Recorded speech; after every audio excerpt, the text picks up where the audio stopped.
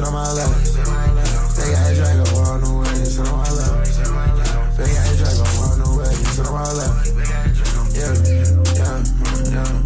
I don't really care if I say that shit is true.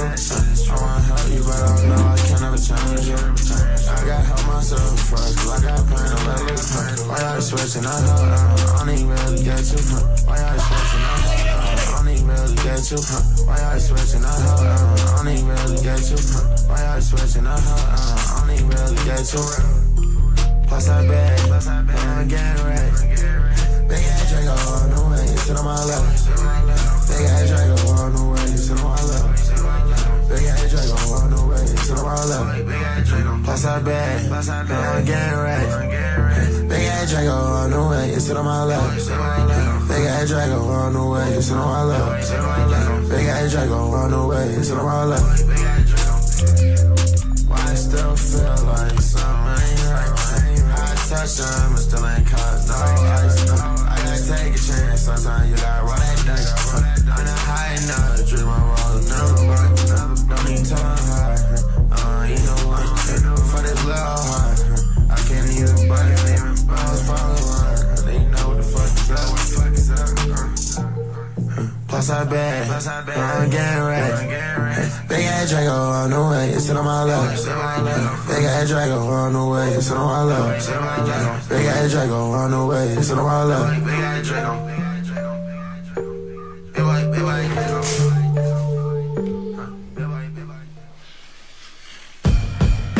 Yeah.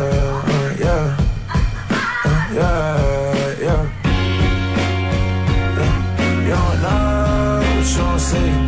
You do the most to blame me. And she wanna go, she hate me. I can't focus on you. You're so toxic, yeah, oh God. Yeah, I get so lost in my thoughts and then I'm gone. Honestly, I miss you and I hate that we fell off. Yeah, I know I fucked up bad. I just sit and reminisce about the times that we had. And I can't believe you moved on that shit, hurt me bad. I just want some time with you, I'ma keep it a stay. Yeah, what's up with you these days? I don't believe none that comes from your lips. And I feel like I fooled myself, cause I put away all your shit. I really hate explaining myself, cause I don't know how to express how I feel. Every time I try to give you the world, it's like a meteor could crash from hell. Yeah, it's like a meteor could crash from hell. I can't love you, I don't love myself. I can't trust you, I don't trust myself. Yeah, you don't know what you don't see. You do the most to blame me. And she wanna go, she hate me. I can't focus on you. You're so toxic, yeah, oh God. Yeah, I get so lost in my thoughts and then I'm gone. Honestly, I miss you and I hate that we fell off. You don't know what you don't see. And she wanna go, she hate me. You're so toxic, yeah.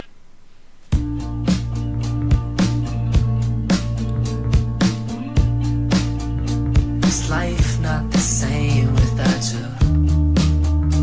Is life not the same without you?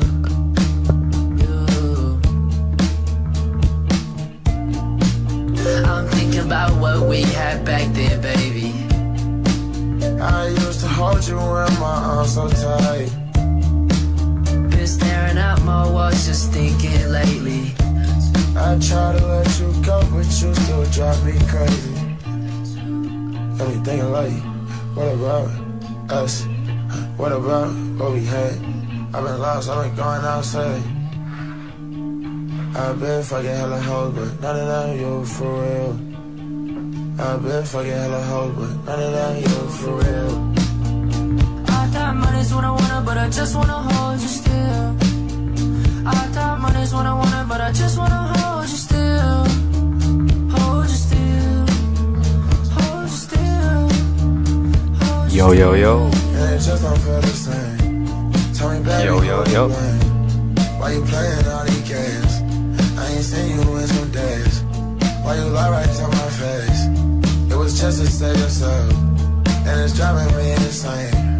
Ain't nobody can help me, yeah. Got me thinking like, what about us? What about You know what it is. I've been lost, I've been going outside. I've been fucking hella hoes, but none of them you for real. I've been fucking hella hoes, but none of them you for real.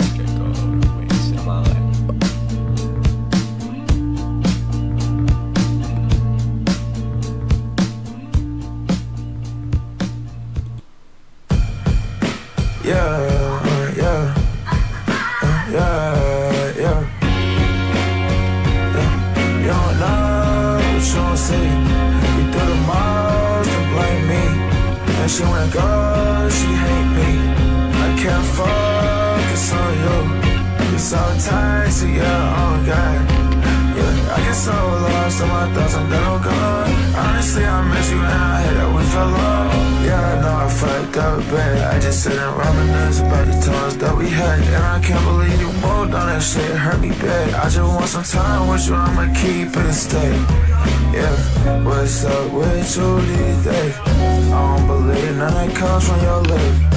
And I feel like I fooled myself, cause I put away all your shit. I really hate explaining myself, cause I don't know how to express how I feel.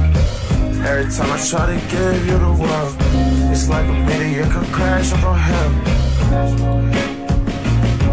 Yeah, it's like a meteor come crashing from hell.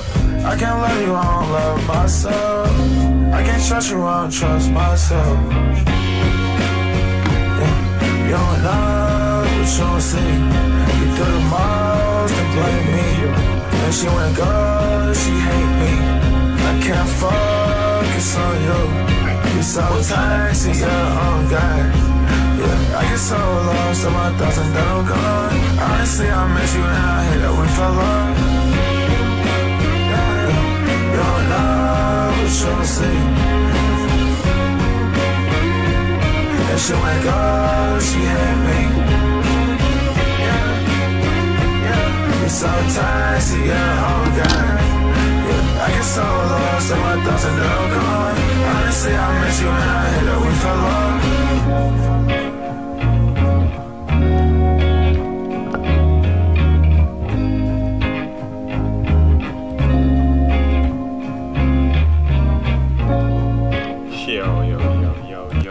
Yo.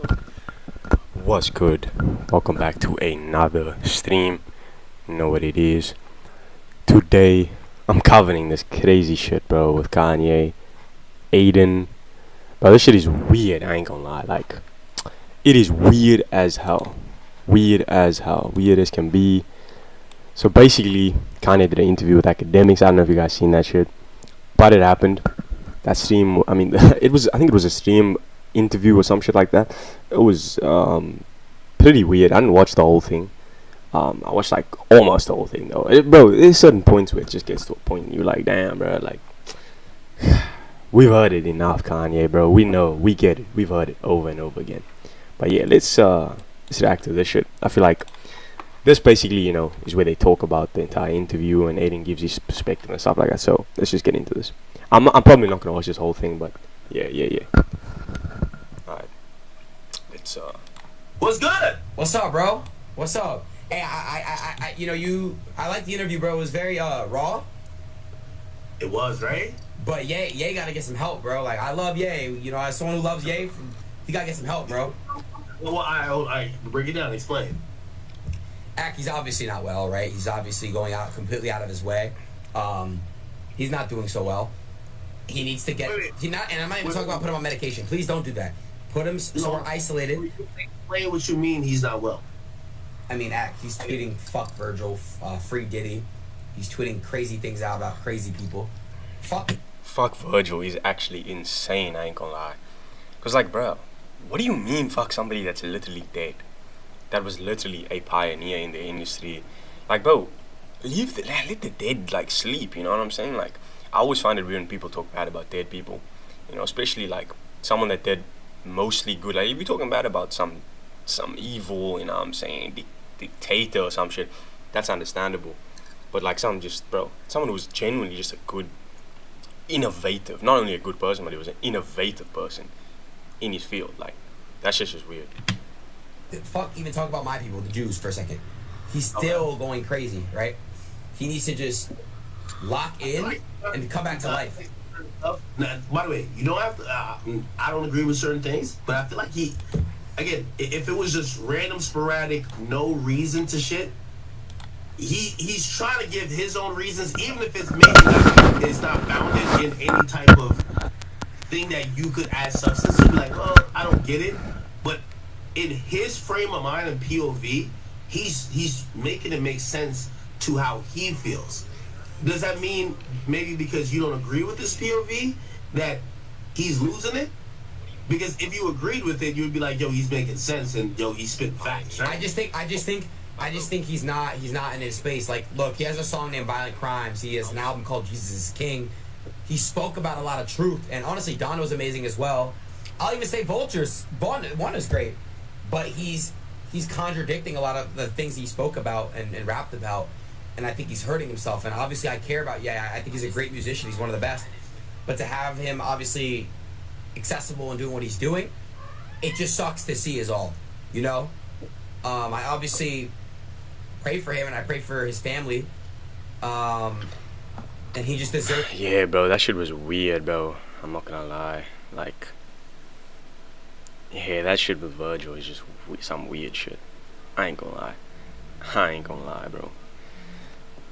And I mean, the fact that, like, bro, for me it's like at a certain point, right, you just can't defend Kanye anymore.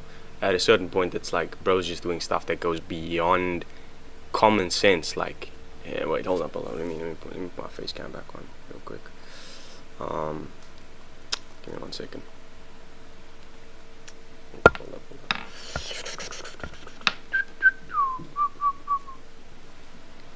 Hold up, where's my face cam? Alright.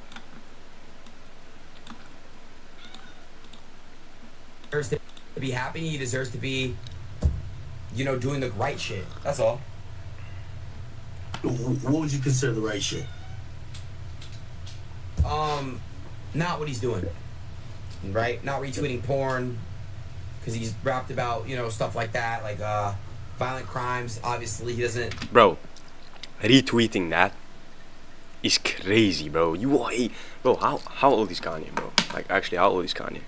How actually old is Kanye?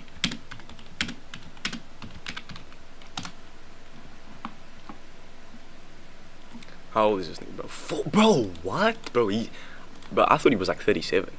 Bro, he's 47 years old. Tweeting that shit, bro. Like, you have kids, my nigga.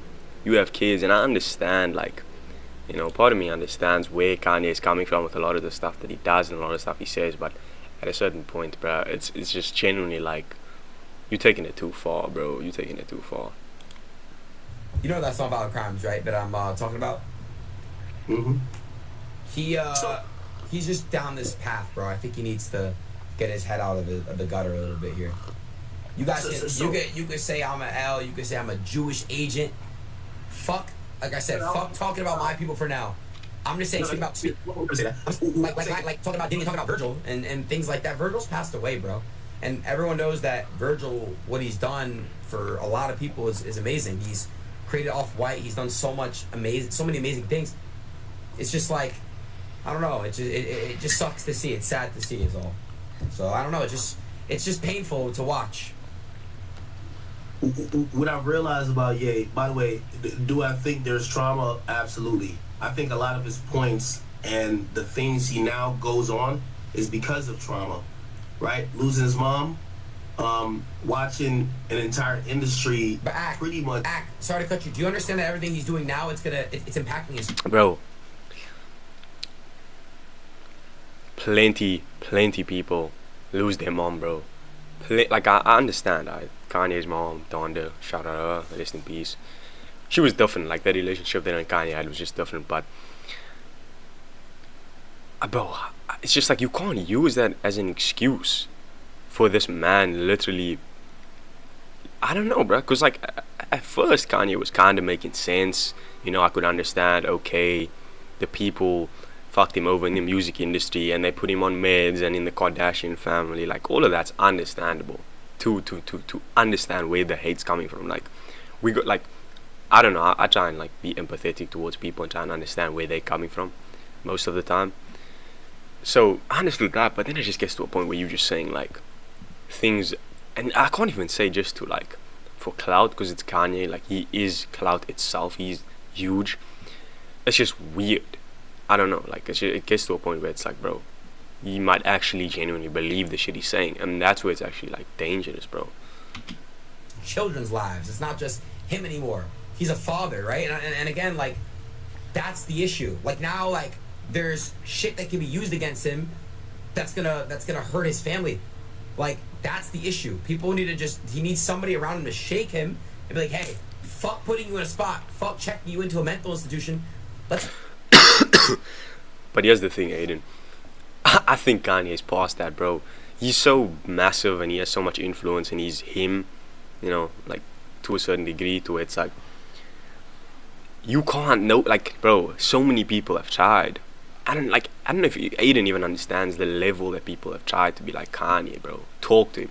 And when people do that, it triggers him, he backfires on people, he gaslights people, he gets mad. We've seen it before. It doesn't matter who you are, bro. It doesn't. I think the only person who would have been able to probably get through to him is probably like his mom. But like anybody else at this state, and I think definitely one of the things that like tipped him over the edge was that whole divorce thing with Kim. That was definitely one of those things that tipped bro completely over the edge in terms of just I'm gonna just say whatever the hell I want to say, and nobody's gonna stop me. And let me see how far I can take this before they can stop me. And now he's at a point where nobody can stop him, bro. Literally, no. He's banned off of so many platforms. I think he's banned off Instagram, and then they reinstated him, I think, and then he's banned again. I'm not sure. They can't put up his interviews on YouTube. That's why I literally can't react to the interview. Otherwise, I would have. Axe putting it on Rumble. It's still doing insane views. It's on X, Twitter. Like, they can't stop this man. Adidas cut the deal. Don't matter. He's still a multi-millionaire, if not a billionaire at this point. Like, isolate you from all this shit, and let's help you. Let's get you naturally like going again. Let's get you like in a better headspace. Like there's nobody around that I feel like that's doing that, and I could be wrong, but he needs that. Here's the thing though, in his POV, everything he's saying is going off of his own experience. Is one thing. Like again, we have this idea of what normal is, right? Like for example, I avoid certain subjects. I don't want to speak on certain things, whether it's lack of knowledge or just because I know, hey, once you go down that realm, it's just not going to be good for you and anyone around you. For him, bro, this chat is cringe as fuck. Y'all are part of the problem. Stop enabling this shit. It's cringe as fuck, bro. Stop being edgy, bro. This shit's corny, bro. Like, y'all know this shit's whack. So it's just like, bro, y'all are dragging it, bro. For no reason. And this is what gives Aiden a bad rap, bro. Is this chat that, you know, like there's nothing wrong with the chat. Like, you know, I think there's just certain people within the chat that purport certain narratives and stuff, and then it just becomes like, you know, it looks like it's the majority, but it's not, bro. Majority of the people are just watching the stream. It ain't the community, bro. It's just, but obviously like Aiden's pissed, bro. He ain't having it. He's not going back to being banned everywhere. You know what I'm saying? Kind of on Twitch mainly, but yeah, you get what I'm saying. It's nothing like. What I agree with you is that it's affecting, there is things that he's doing that's affecting his kids, but I can't say like he's not sticking to his convictions based on how he feels. He really feels like, for example, I don't agree with the Virgil. And that's the thing. Like, I don't think bro's lying either. I think bro genuinely thinks and feels these things that he talks about. I think he's very obviously like not capping in any way, bro. And that's what's dangerous about this. The Akademiks is gonna dick ride out. I've been a fan of Kanye for a minute, bro, for a while, and I fucked with him long into all the shenanigans he was doing. It gets to a point, it gets to a line where bro's talking about, oh, Jesus does that, and then he's talking about, I'm God. Like, bro, what? Bro, have some like, it gets to a point where it's like, have some humility, bro. You are not God. When people start feeling like they're God, and especially when someone like Kanye has the power that they have, that's when it becomes problematic, bro. Because that, in my opinion, is genuinely just blasphemous and disrespectful to any religion, bro. It's crazy. And it shows you how far this man mentally is gone, bro. He's gone. The other stuff, there's times where he can make sense, you know. And there's times where he hasn't made sense, but I don't know. My thing is, if someone's dead, the issue is dead, right? However, for him, he feels like Virgil is someone who benefited from being one of his, people that came up underneath him, that essentially people looked at as that's the guy who is the anointed one because he would follow the program and he felt betrayed. He feels hurt about that still. Again, if I have an issue, and I have issues with people, if they die, I wouldn't still say fuck them, right?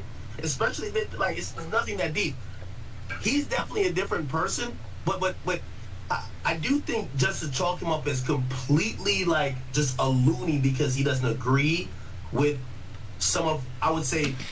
You know how you chalk somebody up to being loony, as Akademiks is, or being insane? He's doing the same thing over and over and over again, regardless of what the outcome is. It's to a point, or where you know the same outcome is just going to be the same outcome. I think that's the definition of insane. It's, bro, that's what Kanye is doing, bro. He's just repeating the same talking points, making it worse by adding worse shit to it. And like I said, bro, in the beginning, bro, was making sense, to some degree. But it gets to a point, bro. And Akademiks is going to defend him because Kanye fucks with Akademiks and he doesn't want to lose the possibility of doing another interview with him. Like, he's literally defending Kanye for the most part, which to me makes no sense. Because there is nothing to defend anymore. Like, bro, I made a video on this Kanye Playboy Cardi situation a while back, maybe last week, I think, or a couple weeks ago. And now it's just and in that video, I was still trying, bro. Then he drops a song where he's just talking crazy, and it's as much as niggas can meme that shit and make it a joke, at what point are we actually sending messaging and influencing large groups of people to have certain narratives? You know what I'm saying? And some of those narratives are okay, but it gets to a point, bro. There's a line, bro. What 90% of people would agree is normal. I don't think that's right. Yeah, bro. What's not right is what that nigga Ye's been doing. That's what's not right. I can't understand how Akademiks can sit in this chair, bro, and say other people are not right for agreeing with Kanye. Then I think he basically said that, bro. I would say, what 90% of people would agree is normal. Yeah, basically. I don't think that's right. Yeah. My thing is, I think you agree on what you agree on, and I think that obviously that guy, sorry, not that guy, fuck that, Ye is one of the greatest ever. It just sucks that he's kind of ruining he's ruining himself. It sucks. It's not 100%, bro. Is addicted to nitrous. He's calling himself God. He used to be somebody who respected and revered his religion. You know what I'm saying? Nah, he just ain't on that anymore, bro. Posting his girl naked, taking his girl to the Grammys, making her get nude at the Grammys. It gets to a point, bro. How are you gonna preach Jesus and this and that and this and that, and then do exactly the opposite? Exactly the opposite, and call yourself a god, bro. To me, that shit is goofy, and that's where it really, I'm really bro, Kanye lost his shit. That nitrous is getting to him. It's not polite. Sorry, not polite. It's not nice to see. And again, hold up, I'm gonna be back. Give me 1 second.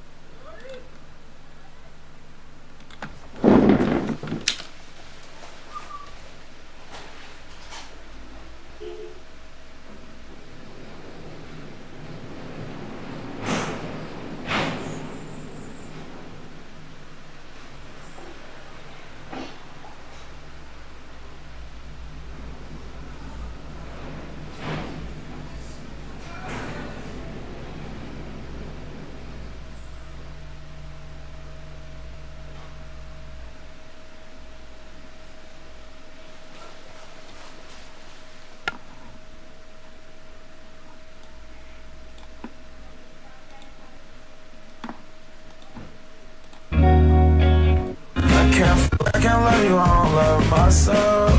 I can't trust you, I don't trust myself.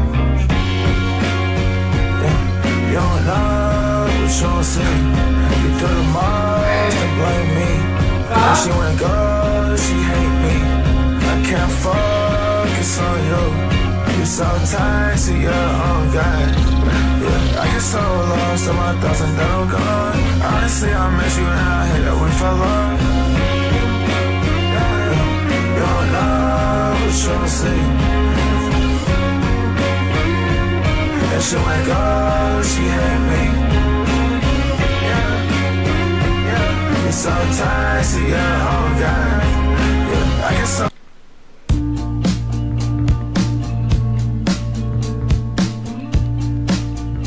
Is life not the same without you? Is life not the same without you?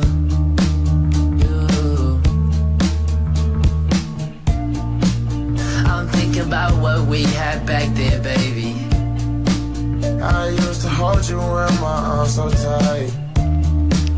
Been staring at my walls, just thinking lately. I try to let you go, but you still drive me crazy. Got me thinking like, what about us? What about what we had? I've been lost, I've been going outside. I've been fucking hella hoes, but none of them you for real. I've been fucking hella hoes, but none of them you for real. I thought money's what I wanted, but I just wanna hold you still.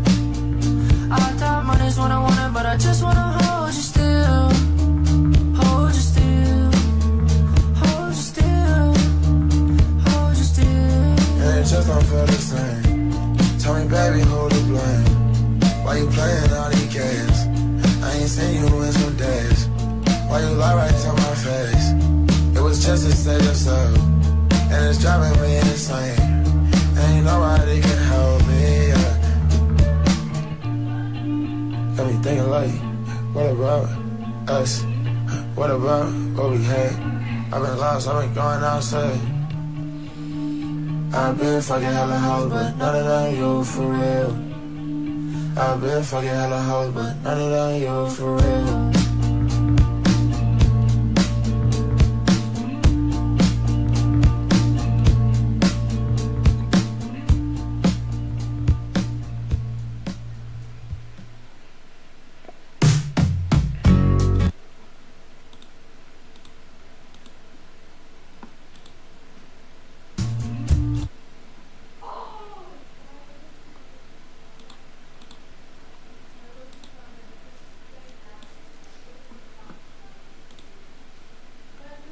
Yeah, bro. Away, bro.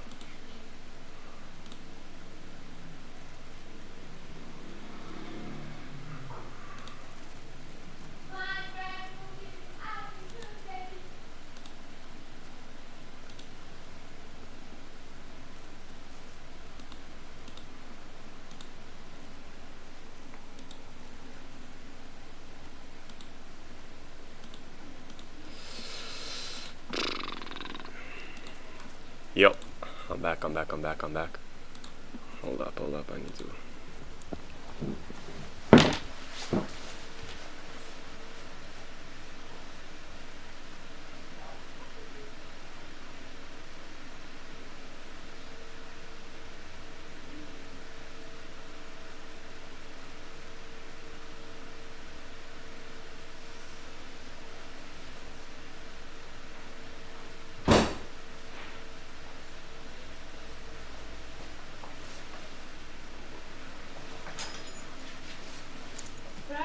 Are you going? No. When you season the steak, what seasons do you use normally? I don't know what powder.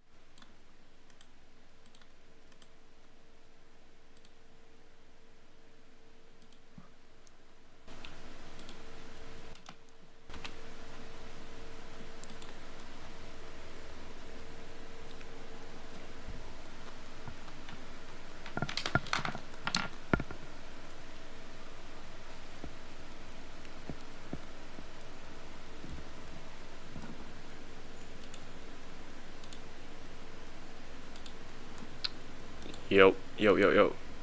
Again, obviously I'm Jewish, so people could look at this and be like, oh. Bro, listen, bro. Let me explain something to you right now. What's most offensive you think he's done or he said? Because I've looked at, like, even when I seen the chain, the outfit when I interviewed him. He said a few things. He said, listen, people make money off our pain, but we can't ever encroach on their pain. And he also, when feeling used, he says, I'm going to put myself in a space. Like, he's named all these people he's helped. John Legend, Ty Dolla $ign. He's helped all these guys make millions of dollars. But, like, bro, look at the people that have snaked him, bro. It's been your own people, bro. Like, at what point are you going to say, yo, can we stand up for ourselves? Like, I get what you're saying, bro, and you're blaming another group of people for being the managers and the people behind the record label, which is understandable, because that's the facts. He's not lying, alright? And that's true. But it's, bro, you switched up, alright? You can say things in a logical way, bro. At this point, like, in time, in the time we're living in, the Big 25, people don't care. The words that you say doesn't matter. It's how you say it, bro. The words definitely play a part, but it's more how you say it, bro, and how you word yourself. You know what I'm saying? Like, if you're wording it intelligently and comprehensively, you'll be fine. But if you're just going on absolute rants, bro, where people are more inclined to think that you are insane from the things you're doing, because that's what's going on, bro. And then you're throwing in hints of, like, hints of facts mixed in with, like, you just losing it. Like, bro, come on, bro. There's a line, bro. And that 1942 Germany shit, or 1940s Germany shit, is not a thing to play with, bro. Like, you can play and talk about similarities or stereotypes or patterns. You can talk about patterns, bro. But once you start saying, I love the mustache, man, I love, like, I'm this group of very hated people, worldly hated, not just by that group of people, the Jews, I'm gonna say Jews, but by every single person of color, every single country that went through stuff, because this man put them through these things in the past. You're not beefing with just this group of people when it comes to the public opinion. You're beefing with everybody, bro. For generations to come. And he said, at the convenient moment, when they could have been like, hey, I don't agree with him, and let's not get to the Jew stuff. I don't agree with him because he supports Trump. He's wearing a red hat. They all basically said, fuck this guy. And he feels betrayed a bit. So now, when he's being a little extreme, obviously, that's not what I would do. But he feels like, I'm going to put myself in a space where if you're going to ever benefit from me, you can't just conveniently just fuck me over. And again, not the way I would handle it necessarily, but do I understand that POV once it's explained? I kind of do. I could understand it even if I wouldn't do it. Thoughts? I mean, I understand why he's doing it too, but I still don't think it's the right thing to do. I mean, I completely get it as well. Yeah, bro, it's not the way he's going about it is wrong. Get it. His whole life, Jewish people were like, I get it. He has Jewish accountants, Jewish lawyers, Jewish doctors, Jewish everything, and they all fucked him over. So his thing is like, okay, now this is why I'm doing this, and this is because of this. But what you don't understand is it's not just affecting him. Bro, he's wearing a swastika bust down, iced out chain. It's hard to defend somebody when they do something like that. A worldly hated symbol, bro. That's what, bro. Like, bro, what? It's a very, very, very, very, very high influence act. What he says, it carries weight, right? Obviously, the way the internet is now, everything is kind of like, oh, you're on X.com. This is what can be said here. This is what can't be said here. I believe in freedom of speech. I'm very heavy on that. You know this. I just don't believe in kind of doing what he's doing, though, still. Everyone should be able to speak how they want to feel. However, when you're somebody like him, you hold that much influence. You can speak the way you feel, and you can kind of say what you want to say, but you don't have to have it so it impacts multiple people's lives besides himself. So that's kind of my whole take on that. I think that he needs somebody around him to literally say, no, this is not right what you're doing. Bro, I don't think Aiden's lying at all, bro. I think Aiden's spitting facts, and a lot of people will call Aiden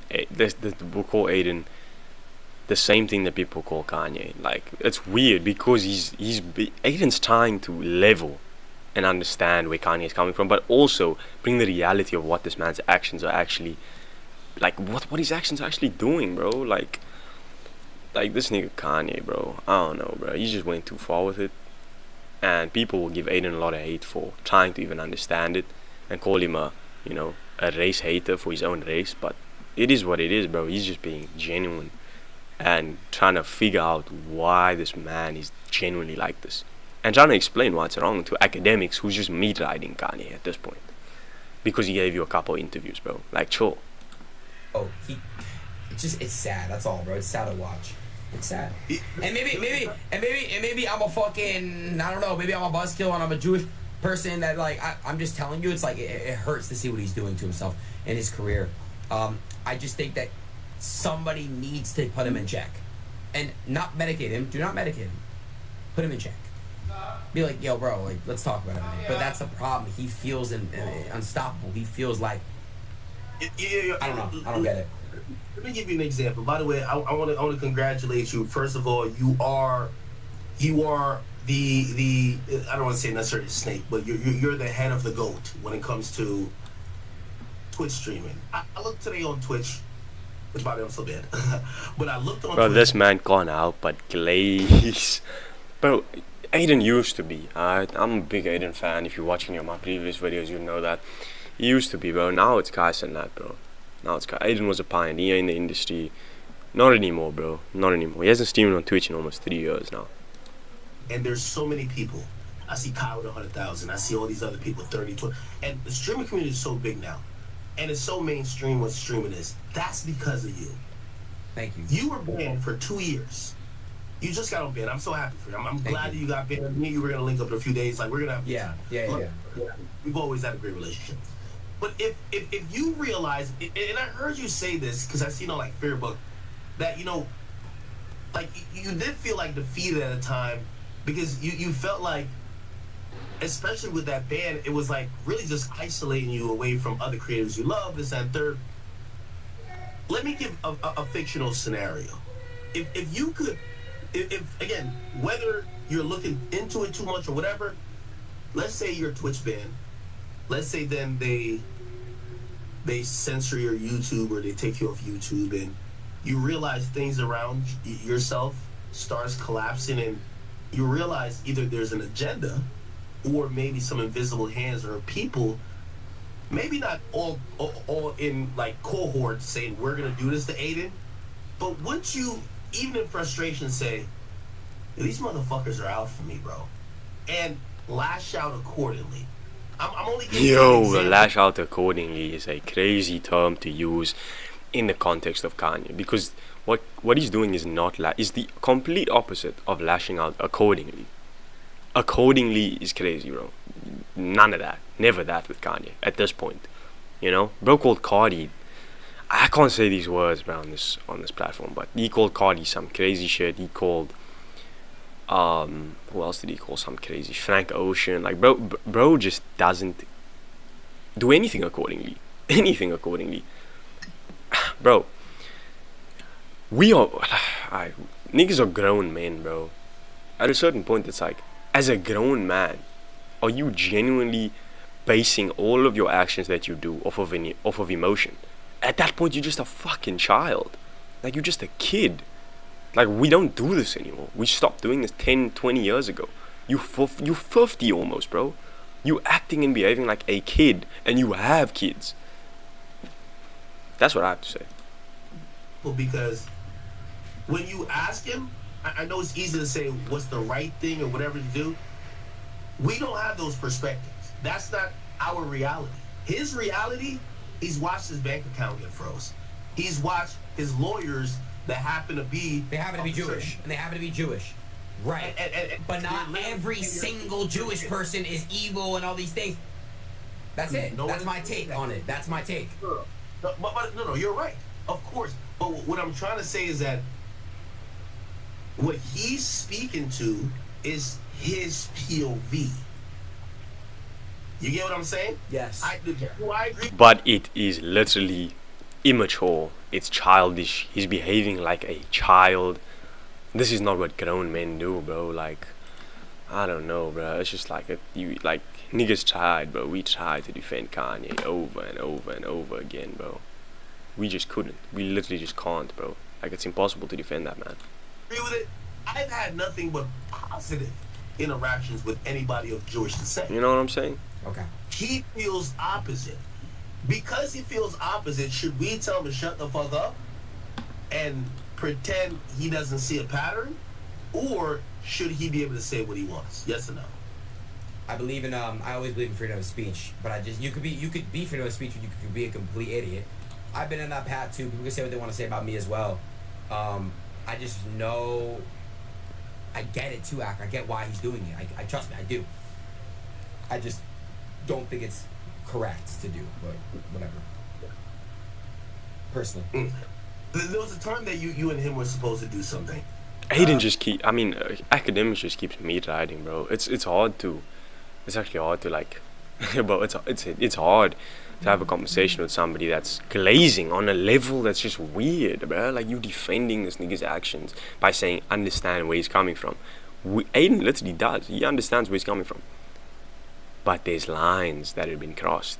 There's real world consequences for real world actions. You are not a child anymore, bro. And this is why I say I don't know if the nitrous has genuinely got to Kanye's head. It could have. I don't like. It's just a weird thing, bro. I don't know. Is it from that? Yes. No, I'm kidding. Well, obviously, like, I watched your guys' interview. It was very interesting, by the way. I watched it last night. Very, Let very. me ask the question. Do you think I should have edited anything? I No. was big on that. Anything. I told you to drop it on X. You know, they wouldn't delete it and shit like that. And by the way, I actually understand everything you're saying about him, why he's doing it. I get it fully. Mhm. I just still think. What you drinking there, Tito's? brother. Sorry. I just think. By the way, Bro, Axe I'll always- give you some context. Axe always The reason drinking why I alcohol, blowing bro. that out, so before I did the interview with Ye told me, and I didn't know Ye was tapped in. Ye says, "Act, no Hennessy before we do the interview." Oh damn.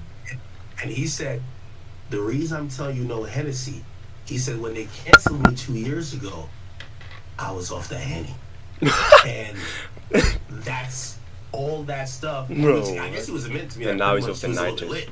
You know what I mean? But like, I was super focused. Alright, bro. Sober as a Alright, motherfucker bro. talking to that nigga. But you know, and you go. Yeah. I've gone down the path where I've had platforming certain people and certain shit, and I realized, like, You regret it. No, I don't regret anything I've ever done, bro. I really don't. And anyone that says they regret anything, they're just pussies. Is that a point, or am I tripping? Yeah, I don't regret anything I've ever done, because if I didn't do something, Nah, I like how I bro's wouldn't be standing where on I'm it. at. You understand? I like how bro's standing With on the his knowledge. actions. Like, I don't regret shit, bro. 'Cause However, it's the reason why when you get on ban, you get the Hasanabis and all those people. They start talking like, "Yo, why are you unbanning this guy? This guy's done A, B, C, and D." Do you then feel like, well, yeah, I wanted to hear.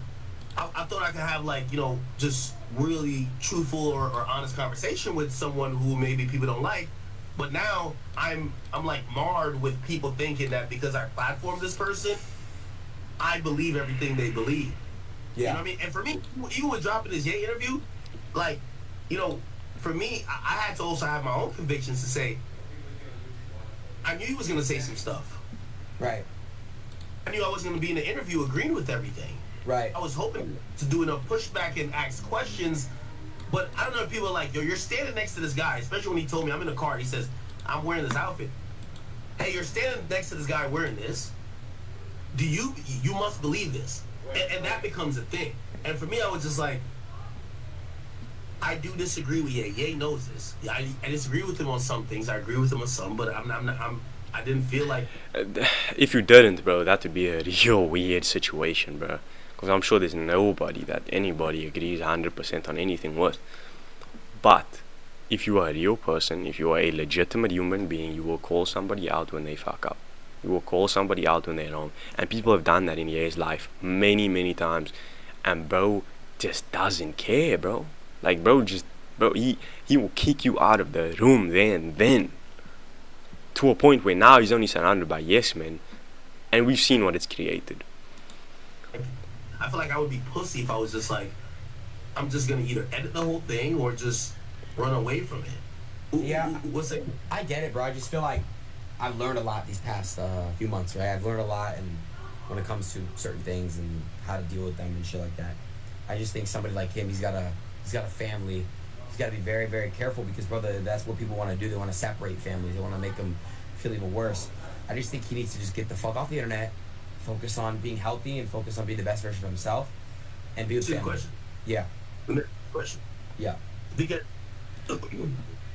everything you're saying, I thought about. I had an elaborate question list. I was gonna, if we were gonna do that. By the way, we're gonna do like the back and forth. We're gonna get to that type of interview. Okay.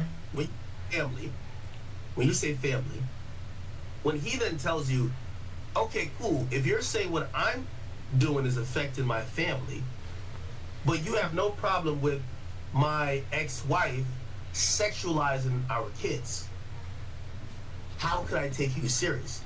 And that is part of his gripe. He's like, hey. Can I ask you a question though? When it's very ironic when he has like the. But no, bro, nobody agrees with that shit. I mean, there are a lot of people. There's a lot of people that will defend KK, Kim Kardashian, till the death, bro. I don't agree with none of that shit. I don't agree with anything that those Kardashians do, bro. They are a force of influence, and I don't know how Kanye himself got wrapped up with these types of people. If he is the way he is, bro, like, if we sing the real Kanye and he's this way, how the fuck did you end up marrying one of them, bro? How, bro? Like, what? That shit doesn't make sense to me, bro. But yeah, bro, I don't know, bro. It's just a lot of hypocrisy when it comes to Kanye, bro. A weird amount, actually. That it gets to a point where it's like, bro. Of his wife stripped down all naked, right, in front of like. And do you think that his kids don't see that shit? Like, come on, be real, bro. Do you think his kids don't see that shit? The kids are on the internet. Do you think they don't see that shit? They see it, bro. Come on. However, and that's where you can't defend him. And Ak will say however, but you literally cannot defend the nigga after Aiden says some shit like that. Like, you just can't, bro. What is Ak even gonna say? No, they're children. So, you know, again, with an adult, Bianca Censor is an adult. Like, again, you have autonomy over your. I get it. She's an adult, bro. But if you such a God-fearing, like, if you somebody that's preaching to be on one side of the of ideologies, stick on that side, bro. Don't be a weirdo, bro. Like, that's your woman, bro. Do you have no pride? Like, what happened to, like, niggas having pride? Like, what the fuck, bro? Just saying, bro. That's how the internet is. For example. And that when that shit happened, and it happened not just once, multiple times. That's where I was like, bro, he gotta be on drugs. He gotta be on nitrous. And then the nitrous shit came out, you know? Like, I didn't think nitrous, because at first I just thought random drugs, but then the nitrous shit came out and you're like, yo, he's actually getting the dentist to pull up to his crib with these canisters of nitrous. That's like, what? Like, this is not a sane human being. Don't put him in a mental institution. I don't think that's gonna help him at this point. He did that already. But, like, bro, I don't know, bro. I don't know, dog. Like, texted that. I didn't fucking look at that shit. I was looking at my Twitter. Nobody texted me that. It's just true. Like, they're on. I've seen them on TikTok, right? It's like, and I'm not. By the way, like, gay. He at first like, I don't want my daughter on TikTok. He doesn't want that. bro, it's like fighting fire with fire, because he's like, Kim won't let me see my kids. But look at what you're doing. Look at how you're behaving online. And then she's doing a bunch of weird, crazy shit as well. Not to the extent that he's doing stuff, but she's doing questionable things. It's like fire with fire, bro. We have two weird people. Who's the most sane one out of the two? I don't think it's Ye. So, do you think that's wrong? Because I've seen him make some very, to me, wholesome stances for his kids. Hey, I think my daughter's too young for makeup. I think my daughter's too young for certain poses and to be dancing to certain songs. I think... Yeah. And that's facts. I agree with that as well. 100%. But then... bro, but then is your kids not too young to see you literally posting literal pecan, bro? Like, literal. I don't like, bro. The double standards, the hypocrisy is just weird. I don't want my daughter to be. Yes, granted, I dated this woman that was super sexualized, but she's an adult. My daughter should not take after. That was super sexualized. Yeah, she was. And then she became even way more sexualized, and you allowed it. Or if not, encouraged it. Bro, because, like, bro, no human being wants to do that shit, bro. If you're telling me that his wife genuinely, out of the genuineness of her heart, came and was like, let me do this at the Grammys, bro, you losing your mind. Kanye 100% influenced that, in my opinion. And whatever it is, if it's a nitrous, whatever, bro, like, whatever. The woman that I dated, whatever. Because I'm her father and I don't want her to be like that. I think that's fair and reasonable. Do you agree or no? Yeah, I mean, I guess, yeah, well, no, you're right. You're right about that. I just think, like I said, man, I feel like the damage that he's doing, it's not just on him. It's obviously, it's going to backfire. And I just obviously want what's best for everybody, bro. I don't, obviously, I don't know, man. It's just sad to see is all. That's it. Wait, why didn't you do your conversation with him? I mean, you Bro, are you stupid, Ak? Are you actually stupid? You know how disrespectful Ye was towards this nigga Aiden, and Aiden was nothing but respectful to him. This is like, bro. You've been one to. I call it. You know, well, we were supposed to do a stream back in 2022. He thought I was fucking testing him. I asked him. We were talking every day for a few days. He was like, he yelled at me and then he blocked my number. Did you do anything, or what was that conversation? I just asked him shit like, "Are you afraid of this?" Talk about God, stuff like that. And then 3 years later, obviously, then you saw what happened. You just asked me if he's afraid of God and he blocked you? This was back in 2022. Nick told the story on this, actually. It's like, there's a whole story on it. But, I don't know, man. Like, I asked him, like things like, are you afraid of dying? Are you afraid of this, that, God questions? I don't know, man. Obviously, like, I'm a fan of the music, and it just sucks what I see. But Everyone is. We all are, bro. We all just must the old EA, bro. But I think you did great. I think you did what you're supposed to do, and you did amazing. And yeah. Would you ever sit with Ye? In public, What do you mean? not in private. I mean, what I've learned about Ye is that a lot of things that you believe are private or public. So if I would want- sit with him. I would sit with him at the warehouse, not in my house or his house. Suppose he wanted to do a stream in Japan. I'd go, right? Because I said this before too. Shoran has said to me, I gotta be careful how I phrase it. I would do a stream with anybody that's interesting. I believe in that stuff. I believe in, like, obviously that's why your interview was amazing. I believe in, that's what streaming is about, like hitting new heights and doing new shit. Like, that's what we're supposed to do. And Putin, yes, Putin. I would do. That's the thing. I would do a stream with. A lot of people gave Aiden flack for doing a stream with Trump. It was a pretty good stream, bro. I'm not like, I don't really know how to feel about Trump at this point, bro. But you know, I don't hate Trump. I don't dislike him. I'm not the biggest fan of him either. But the stream was good. The stream was cool. It was cool to see Aiden streaming with the literal president of the United States. That was a new milestone, and a lot of people will probably give him hate for that, and did give him hate for that. But it's just like, bro,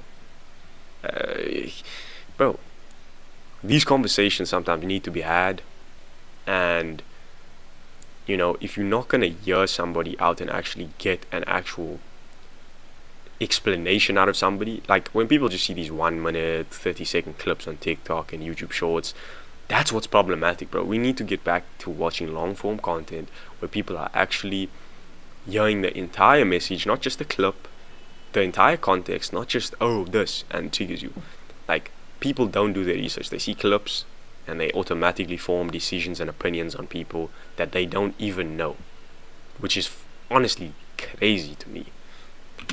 Literally anybody interesting at all. Kim Jong-un. Yeah, I would do it. Of course I would. Like, that's, of course. I'm a streamer. I did President Trump. People were mad at me. Yeah, he faked the Kim Jong-un stream. That's how bad he wanted that stream. So mad at me to this day. You know? You know what's so funny? And that's what I was trying to say even with Kanye. I said to him, I said, it's ironic. Like people's feelings change. Yeah. You know, like the first initial big backlash with Ye was when he wore the red hat and he was basically. Why are we basing it? That's true, but we can't be basing everything off of feelings, bro. Niggas are grown men out here, bro. Niggas gotta think comprehensively and like realistically about what they're doing. We can't just be, oh, I feel this way, therefore I act this way. Nah, we can't. That is not an excuse. We can't chalk it down to that anymore. Once you pass the age of 18 or 17 or whatever it is, you are an adult. You are responsible. If you felt some type of way and ended up committing a crime, it doesn't matter. You're still going to prison. You're still going to serve your sentence. You're still punished. It doesn't matter how you feel, bro. Actions matter. You know what I'm saying? Basically support and make America great. Right. Won the presidency this year, or was it last? Whatever. And he's now the majority of the country agree with him. You get what I'm saying? Yeah. So it's like being MAGA or whatever isn't that of a oh, you're just like the secular, very small percentage like weirdo. That's the majority of the country. But at that time, Sure. people looked at anybody black supporting that as crazy, which, you know, people's opinions do change. I know. I know this. And again, bro, like, dude, at the end of the day, act like obviously I just want what's best for him. I know it might sound like I'm hating. That's what it is at its core, bro. We loved Kanye, bro. We loved him, bro. He was a genius. He still is in a lot of ways. Fuck that AI shit he's doing. I don't agree with that shit. That shit's weird. But he's a genius. You know what I'm saying? And people care about him as a person. And when the people that care about him actually speak out and don't just nod their heads and go, facts, yeah, you're right, he expels them from his life. And that is dangerous. It is a problem. People don't understand, like, what's really going on behind the scenes. They just know, oh, this group of people are controlling the world, juice or whatever, you know. And Kanye's talking shit about them. I fuck with Kanye still, no matter what. It's deeper than that. He's done a lot more than that. That's one layer of it. And I can understand where he's coming from if it was just that. But there's so many layers now, bro. So much hypocrisy now. So much blasphemy now. It's just like, bro, what? Bro, what? But I'm just being real here. But at the core, like, niggas care about the man, like, still, which is crazy. People still care about Kanye after all that he's done. Your interview. Will you listen to his album? It's dropping tomorrow. It's World War III. Okay. World War III dropping tomorrow. That's sweet. What are the songs on the album? Okay. I'm trying to read some of the songs. I might have to censor some things out, even though, you know. But niggas will not be able to react to that album on YouTube, on Twitch. Like, bro, this is the thing now. Because, like, you incorporating that weird shit into your music, bro, into art. These weird beliefs that he has, bro. On different platforms, but still, Sure. No, go ahead. this is World War III.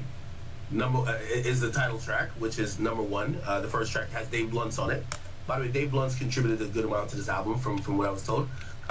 Number two is Cosby. So track 2 is Cosby. Track 3 is Freedom.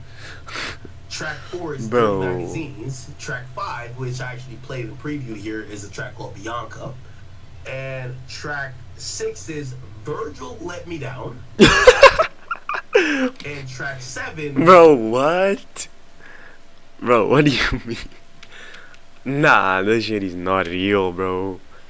This is not real, bro. Is, we'll just say, Hail Someone. Oh my fucking god, bro. Yeah, bro, it's cooked. It's cooked. It's raps on that album, bro. Nobody's gonna react to that shit, and yeah, bro, like, nobody's gonna be able to really listen to that shit properly. It's not gonna be on any DSPs, like, that shit, like, Hail, what? That's where, like, people draw the line, bro. To say that. And Nice. track 8 Nice is crazy. is that same someone, Ye and Jesus. Bro, what? Mustache Man, Ye, and Jesus.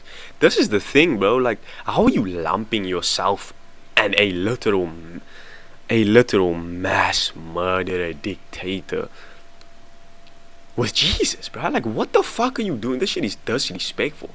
And I'm not even Christian, bro. Like, I don't even understand this.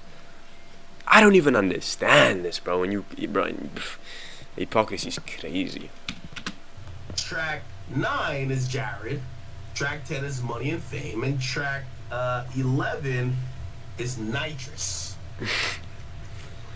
Nice. You want to know my thoughts on track list? Yes. Him saying Hail Hitler and all these things about Hitler. Oh my Hitler God, bro. was not just against Jews. Hitler was against black people as well. Hitler was a bad person. Horrible person. And the fact Facts. that obviously we're in fucking 2025, people seem to forget that. And I mean, there's other nuances involved with that. You know, there's other background information, and when you find out what motivated the mustache man himself, it will make you more understanding of where he comes from. Does it make anything he did right? Will I ever support somebody that did some shit like that? No. Fuck no. Hell nah. But that's why the man's literal book, you know, the book that he wrote, is available for people to read, to understand his perspective, to understand like bro, this nigga was a psychotic dirtbag that hated not just the Jews, but many other groups of people. whatever it is, what it is. It just sucks. So Let me ask you a question. yeah.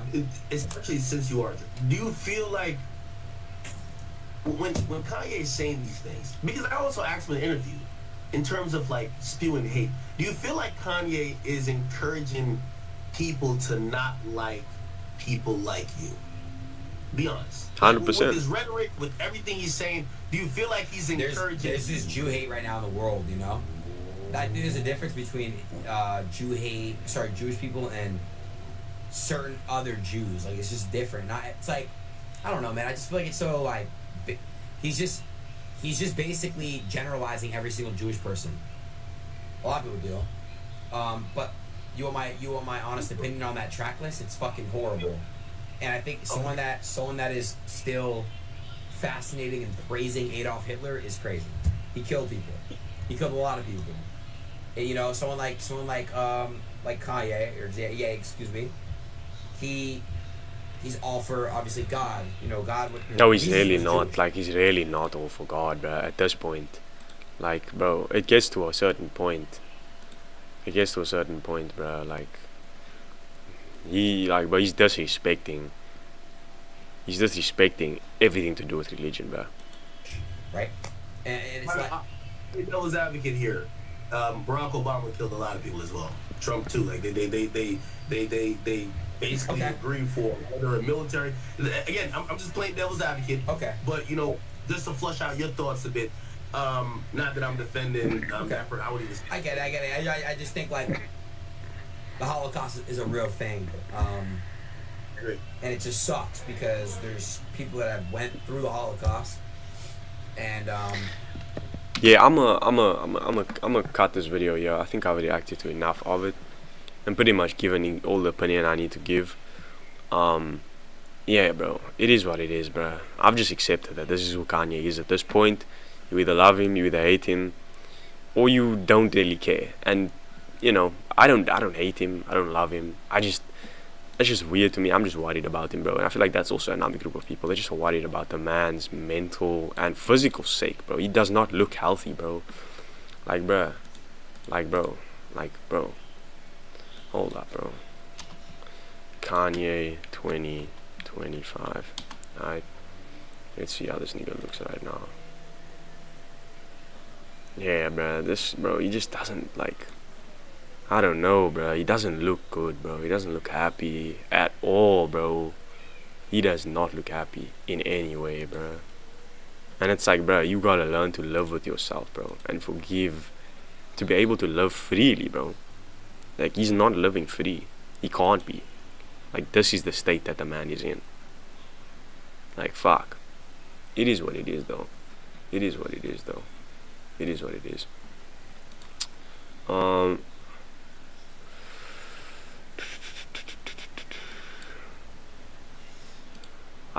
I got some other videos that I wanted to react to as well. We can see which one of these. Let's see. Bro, why are all these videos hella long, bro? Alright, let's see. Snow White. But this better not be some bullshit, bro. Guys, I watched Snow White, so you don't have to. Let's get into it and let's talk about this film. Of course, there's been a lot of lead up to this film. We've made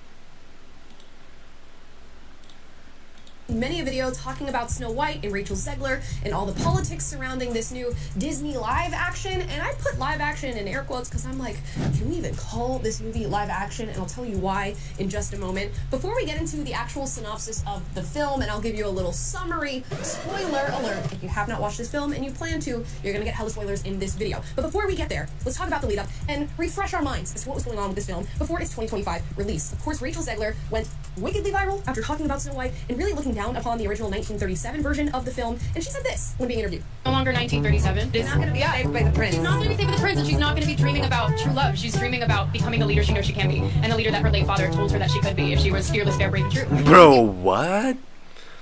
Now, I'm not gonna act like I haven't seen this, because I've seen this. What do you mean she's dreaming of being a leader?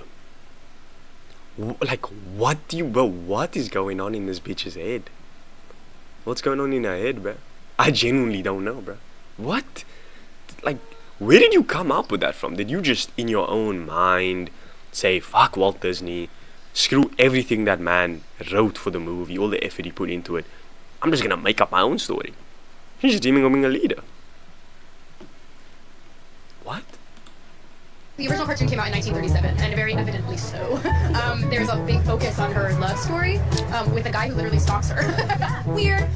Bro, very evidently so. You wouldn't have a job right now if it weren't for that 1937 very evidently so story. Like, you're getting paid millions and millions of dollars to act in this 1937 movie, bro. Like, shut up, bro. So we didn't do that this time. I was scared of the original cartoon. I think I watched it once and then I never picked it up again. I watched it for the first time in probably 17 years. The cartoon was made 85 years ago, and therefore it's extremely dated when it comes to the ideas of women being in roles of power. No longer. Okay, so we could use a little bit of PR training, but knowing Disney, maybe. Bro, Snow White is not a political fucking figure. What are we talking about? Bro, what is this? I think this girl's delusional, bro. Was her PR training. Maybe she was told to go out there and shit on the 1937 version before releasing this new version. But you know what? Rachel Zegler may have told a joke, but she did not tell a lie, because they absolutely did run in the direction of creating a new feminist utopian landscape in this 2025 Snow White. But of course, there's more with Rachel Zegler. Here's a video of her talking about how much she deserves to be paid for standing in a princess dress for 18 hours. If I'm going to stand there 18 hours in a dress of an iconic Disney princess, I deserve to be paid for every hour that it is streamed online. If I'm going to stand there 18 hours in a dress... Yeah, you just an entitled piece of dog. Respectfully. Actually, disrespectfully. You just an entitled piece of dog at this point, bro. Like, what? An iconic Disney princess, I deserve to be paid for every hour that it is streamed online. Okay, and there's nothing like inherently wrong with what she's saying, it's just the attitude. It's not giving Disney princess. And Disney used to do this thing where if they cast somebody in a role, they took it really seriously and made sure that while they were out there on the PR tour and while they were out there doing press, they sort of maintained that Disney-like, princess-like, demure, cutesy vibe about them. And Rachel Zegler completely abandoned that. And of course, we'll all remember when she... Bro, it's not even that. Just be a normal human being. Like, why are you acting like everybody owes you something? Like, you getting paid millions of dollars anyways, bruh. What are you complaining about? I genuinely don't understand it. Like, what? Just be a normal person. Like, what? You are getting paid millions. What are you going on about? She went online and posted essentially a big you to anybody who supported Donald Trump, and then she took those posts down and ended up apologizing to the public for even posting it in the first place. But we all know how she feels about 50% of the population here in the United States. Again, it's not giving princess. And it's certainly not giving somebody who could rule over a utopian society where everybody gets along, because you seem to hate 50% of the society you're living in right now. But I digress. Now let's get into the story. I've taken lots of notes, so I'm going to refer to them as I go through what I witnessed in watching this new Snow White film. Now, first things first, Snow White gets her name not from the fairness of her skin. As we obviously know, Rachel Zegler would be a miscast in that sense if we were going to go with that bit of dialogue. Instead, she gets her name from surviving the snowstorm. Here's a short little clip. I don't want to get copyright claims though, so let's see if we can. My father told me. Yeah, if anyone doesn't know, in the original Snow White is called Snow White because her skin is Snow White type shit. Like, she's literally white as snow, therefore she is Snow White. You know, because she is fair as hell, she's basically pale. That's why then, like, that's what the intent was behind the name. Regardless of the societal conditions of the time, whatever, that's what it is. That is the story itself, you know? Just, bro, if you wanted to do a whole different thing, just make a whole different fucking movie about a princess that wants to be in power, but you know nobody's gonna watch that bullshit, so you call it Snow White. Now I don't know if they actually did that with this movie, but yeah, bro. Long ago, I braved a bitter storm of snow. There it is. Just to prove that it's real. Okay, she braved a bitter storm of snow, and things went a little uphill from there, as her father and mother are king and queen to a utopian communist society. I'm not joking, guys. Now, they sort of communicate this in a very childlike way. They say things like, we will always keep in mind that what's mine is always yours. Those who tend to the land own its bounty. These are a few of the little lyrics and tidbits that are sprinkled throughout the intro to this movie. And visually, you're seeing a whole lot of farmers and people who are producing things on the land, and Snow White and the King and Queen are essentially telling these people, because you tend to the land, you are owed the things that you produce, and everybody shares and is mindful of what each person is getting, and we spread our resources evenly, which is where this idea of fairness, as Snow White is the fairest of them all, is really presented in the film. When they're talking about Snow White being the fairest of them all, this is not in any way an inference to her beauty or the fairness of her skin or anything like that, as we might have seen in the 1937 version, mixed in with the kindness and demureness of that 1937 Snow White. Snow White is the fairest of them all because she has these communist sensibilities to share all resources with the farmers that till the land, and she got those sensibilities from her mother and her father. Now, unfortunately, her mother dies, okay, of illness, and then her father... I don't think that's a bad thing. I don't think that's a bad thing. Honestly, it makes a bit more sense. You know, that switch up of the story makes a bit more sense to me. I don't think that aspect's a bad thing. Father remarries an evil queen, and inside the Snow White, I guess, struggle internally that she's dealing with in this movie... Yo, can I just say, Gal Gadot is a trash bag of an actor, bro. Like, she's so terrible, bro. She's wondering whether or not she can really rise to the occasion and become the leader that she was apparently born to be. As Rachel Zegler says in the PR, this is not about her being saved by a prince. It's about her becoming the leader that she always knew she could be and that her father taught her that she could be. So here are some lyrics. So will she rise or bow her head? Will she lead or just be led? Is she the girl she always said she'd be? Yeah, Disney's up to some bullshit, bro. Yeah, bro, they definitely fucked around with the story. They are up to some heavy bullshit. Like, bro, just name the movie, just make it a whole different story, but name it some other bullshit. Like, honestly, bro, why are you actually switching up something so obviously not a part of the story? That, like, bro, what? No one needs to save. So these are ideas that are constantly floating around throughout the film. Now, her father dies, of course, and the evil queen takes over. And what the evil queen does, you listen to this and you tell me what it sounds like. She makes up a fictitious villain to the south of their southernmost land. Okay, so beyond their southern border, there's an evil villain that this evil queen conjures up and tells the people about. And she makes the farmers into soldiers. Then she steals all the land's resources and hoards them to herself. Now, I'm inclined to believe that the queen making up a villain is Mexican immigrants or some shit. I don't know.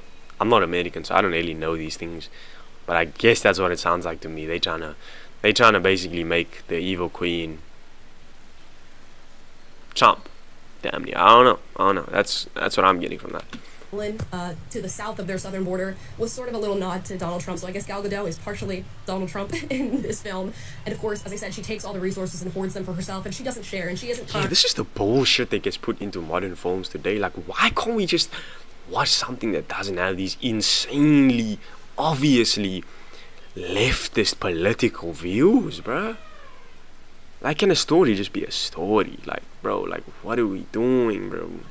And she doesn't care about fairness, which ironically is what communism has always been in practice, okay? So Gal Gadot is doing communism as it is in reality, and Snow White has these utopian communist sensibilities that if she could only get in power and do it right, she will do it right, and she will share all the resources evenly, and we will have equity. Love that word. Okay, it's gonna pop up again as well. Let me go back to my notes here. So, we are wondering, where's the love interest? Okay, Rachel Zegler says the Prince Charming in the 1937 film is a stalker. He's just a prince that sees Snow White, hears her singing, becomes obsessed with her, and he's like, where's this girl who has this beautiful voice? And they can't find her, and he stalks her and stalks her and stalks her. And then they have this non-consensual kiss that, of course, wakes Snow White out of her coma in the 1937 version. No prince in 2025. Instead, Snow White is one day, I guess, in the kitchen of their castle, and she sees a man. This, handsome young white man who's stealing potatoes from the kitchen. And this man is a bandit. He's a bandit revolutionary who is stealing potatoes because he feels he has owed them because the evil queen is hoarding all the resources. Okay, somewhat reasonable. And Snow White's like, yo, why are you stealing? Do you think that's a good thing to do? And he's like, yeah, I gotta do what I gotta do. Times are tough. This is my way of sticking it to the evil. He's a thug. He's a goofball thug. Like, bro, this is a way fucked up, less interesting story. Less interesting. You can arguably argue with that, but this is just a weird version of the story. This is not Snow White at all, bro. This is some bitch who thinks she can lead a country and get Donald Trump out of office. Like, damn near, bro. Queen Snow White's like, Disney, bro. Disney's not learning. They're not learning that these bullshit remakes where they make everything super leftist and feminist is going to fumble. And is turning out to be dog shit and people don't want to watch it. They're gonna go bankrupt, bro. I think Disney's stocks are lower than it's ever been in history. They're going to go bankrupt doing this bullshit to purport this nonsense, bro. Okay. Word, kind of. I kind of understand that. And then he gets arrested, okay? He's arrested by the evil queen. The evil queen is like, take off his clothes and take off his shoes and go tie him to the outside of this castle where he is just going to freeze away in the storm. And Snow White says, no. I love this revolutionary. No, she doesn't love him at this moment because a feminist could never love a man so quickly. She goes and she releases this man from his arrest and tells him to go, and go he does. And later on in the film, the magic mirror is asked yet again by the evil queen, who's the fairest of them all? And the magic mirror goes, not you, girl. It's actually Snow White. So the evil queen is like, I gotta get this girl. I'm gonna put a hit out on Snow White. I tell a huntsman to go find Snow White as she's out there picking apples, and I need him to kill her. The huntsman's like, you sure? She says, I'm sure. He says, word. He goes out to go kill Snow White, and then he just can't bring himself to do it. He knows Snow White's a good person. He doesn't really love this evil queen. So he tells Snow White, run into the woods. You have to get out of here. She put a hit out on you, and she's gonna kill you. And he also goes, by the way, she lied about your father. Snow White's like, what? She lied about my father. I'm running into the woods. She runs into the woods. And, as it happens in Snow White fashion, she finds the home of the 7 dwarves. She decides to take a little nap. She is woken up by the 7 dwarves, which in this movie are now 7 CGI dwarves. And when I tell you... Yo, bro, these CGI dwarves are genuinely, treacherously scary to me, bro. I don't know, bro, but hold up. Bro, these dwarves do not look... Bro. Nigga. Bro, what is this, bro? They should have just hired real dwarves. Like, no cap. What are they actually doing? I don't know, bro. I don't know. Up by the 7 dwarves, which in this movie are now 7 CGI dwarves. And when I tell you, the animation in this film is like the same animation they must have used for Polar Express. That's what they look like. So we go through this whole CGI moment where I imagine Rachel Zegler is just acting with, tennis balls on sticks that represent the 7 dwarves, and it really does feel like that. And she teaches the 7 dwarves to clean their house and keep everything tidy, and then she realizes, you know what, that huntsman told me something was going on with my father. She lied about my father. Maybe my father's out there. I know that there's bandit revolutionaries that live in the woods. I'm gonna go find those bandits. And she goes out into the woods, and she meets her love interest once again. And of course, her Prince Charming, as I said, is not a prince. He's just this revolutionary. And you know how they fall in love and how they start to spark up a little bit of charming chemistry? He belittles her, demeans her, and reminds her that she has a ton of privilege by singing a song to her about her princess problems. So he essentially says, you don't know what the real world is like. You've been living in a castle. You've had this cute, privileged life. I know what the real world's like as a revolutionary who's working to battle this evil queen. And Snow White's like, ooh, okay. I love that. I love when a man belittles me. Okay. Yeah, like, it's like, bro, you trying to purport this feminist view and stuff, like, bro. And then you get the man to do all that and she likes it? Like, bro, to me, that's the opposite of, like, what a feminist should do. Or how feminists behave. Like, if a man demeans you and belittles you, bro, are you gonna like him more? Like, yeah, probably. I mean, we've seen it over and over again in real life.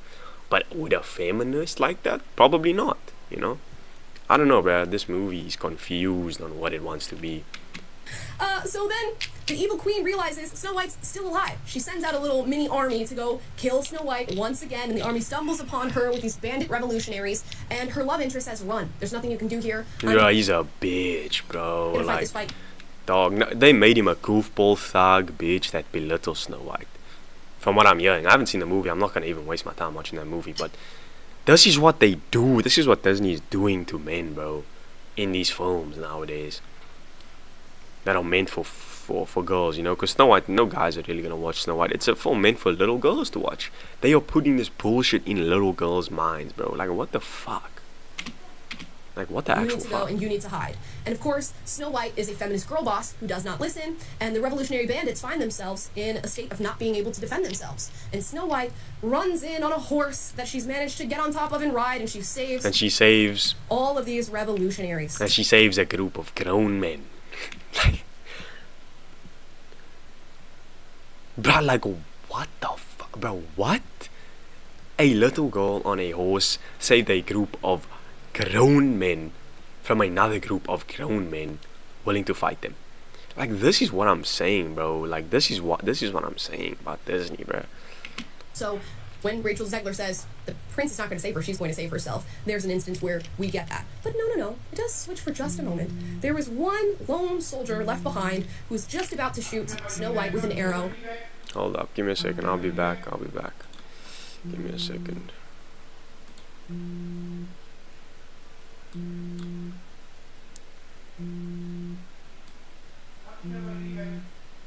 Yeah.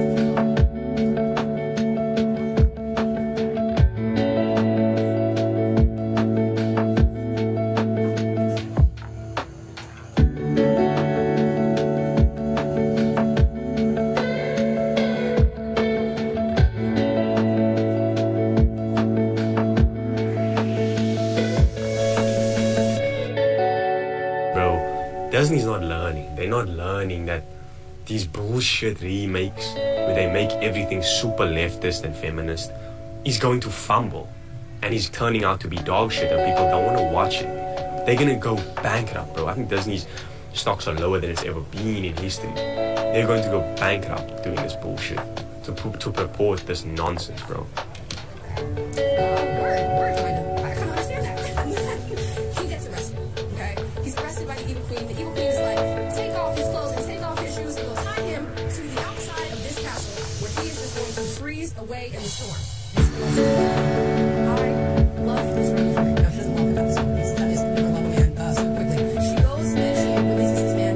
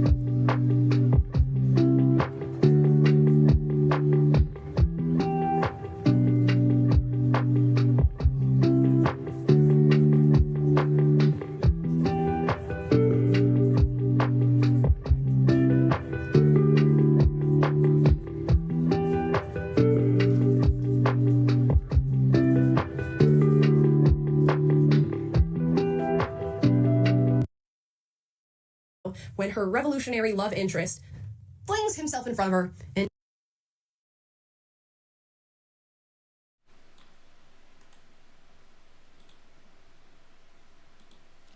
Let's make it. There we go. Boom. takes the arrow, and he recovers in like 0.2 seconds in this film. It is actually absolutely remarkable because the seven dwarfs, and particularly the dwarf Doc, ends up saving him and taking the arrow out. Now, his name is Jonathan, by the way, this revolutionary. Jonathan and Snow White end up singing this love poppy ballad. And this is where we get our question answered about what happens with the non-consensual kiss that takes place in the 1937 version of this film. We get the lyric, "Promise to wake me with a kiss." And they both sing it to each other. So this is consent. Now he can kiss her at the end of the film and wake her up. Because remember that time that we sang about promising each other that we would wake each other with a kiss if ever the time or opportunity came for such a thing to happen? So anyways, they sing this song. Of course, the evil queen turns herself into an old woman and tricks Snow White into biting into a poison apple. Snow White goes into the coma. She's laying there. The prince revolutionary ends up getting captured by the queen and imprisoned, but he escapes in just enough time to make it to Snow White to give her this now consensual kiss and wake her up from her coma. And of course we're wondering, how does this movie end? How does Snow White actually end up overthrowing the evil queen? Well, Snow White and her team of revolutionary bandits go right back up to the castle with all the people around, and the queen says, "Kill her! She is wanting to overthrow me. She is the fairest of them all. I'm jelly. We gotta get rid of her." And Snow White goes, "Wait!" And the way that she overthrows the queen is when the soldiers are about to kill her, she starts remembering their names. And she's like, "Yo, I remember you. Didn't you used to be a farmer before evil queen made you soldier? And you used to have a cherry farm. And you made cherries with your wife, and you would take the cherries and share them with everybody in the town. Because again, we used to live in a communist utopia." And the guy's like, "Word. I suddenly remember that I did used to farm cherries." Nah, bro. You cannot make this shit up. This writing is terrible, bro. Like, bro, what has happened to movies, bro? I ain't gonna lie, there is some hella good shit coming out. Just Disney ain't it, bro. Some of the Marvel shit they're doing is good though. Like the Daredevil show and some of the Marvel shit they're doing is still good, but this shit, oh hell nah, bro. And share them with everybody in town. I would be genuinely, not like I would ever waste a cent to actually watch this movie, but I would genuinely be pissed if that was the conclusion and I paid a ticket, bro. I paid for a ticket to go watch that shit. I would be genuinely pissed. Like, what the fuck? And the soldiers lay down their arms and say that they will no longer fight for the evil queen. And then the evil queen is overthrown, not because anybody commits a violent act against her, but she actually goes to her mirror again to like go through this tussle of who's the fairest of them all. And the mirror's like, "Yo, I told you about 10 times now. The fairest of them all is Snow White, and she's still the fairest of them all. Because while you may be beautiful, Gal Gadot, you know, Rachel Zegler is beautiful in her heart." So Gal Gadot smashes the mirror, and the mirror kills her. How? I don't know. I don't understand the magic that the mirror has that is somehow tied to the life of Gal Gadot, but that's what happens, and she dies. And then all the town's women and men and children cheer for Snow White. Rachel Zegler is now the leader, and she can be with her revolutionary leftist husband, Jonathan, and turn Bro, nah, this girl is funny, bro. This girl is funny. Town back into a communist utopia. That's the synopsis. Guys, I'm not joking. That is literally what happened. And we can't say we weren't warned, because Rachel Zegler did tell us that it was going to be exactly this, and it ended up being exactly that. Now, I don't want to just shit on this movie. And honestly, it wasn't the worst thing to watch. You know, it kept its pace. It wasn't good, but it wasn't horrific. I think a lot of people might be being a little dramatic when they're talking about how bad this film is. It's certainly, I don't think it's worth watching. But I guess it is that bad. I wouldn't go out of my way to watch this film unless you're really curious about how the 1937 Snow White is going to be reimagined in our 2025 hellscape. That would be the only reason I watch this. The good parts of this film, funnily enough, are the dwarves. I found myself being at my most entertained, feeling the most like fun from this film when the dwarves were on screen. It's so sad that they're not actual human beings. And there's this sort of thing that you have to do in your brain when you're watching this film. You have to look at the dwarves and see what they're doing, and the choreography and the singing, and you have to imagine what it would be like if they were actual people. And if they were actual people, the dwarf scenes would have been spectacular. And it's too bad that we were robbed of that because they didn't want to hire little people because they thought it was going to be offensive. And maybe that was important. Bro, how the fuck is it offensive to hire dwarfs to play dwarfs, bro? Like, Disney is... They trying to tiptoe so hard that they end up offending people. It's actually weird. Like, just make a film to make a film, not to. Bro, I can't, bro. By Peter Dinklage's comments on having little people in films, and these 7 dwarves being a sort of offensive caricature of little people. But of course we've seen. Yeah, I need to use the bathroom, bro. I'll be back in like 2 minutes. 2 minutes. Hold up, where's my? Let me just put some shit on real quick so long while I go.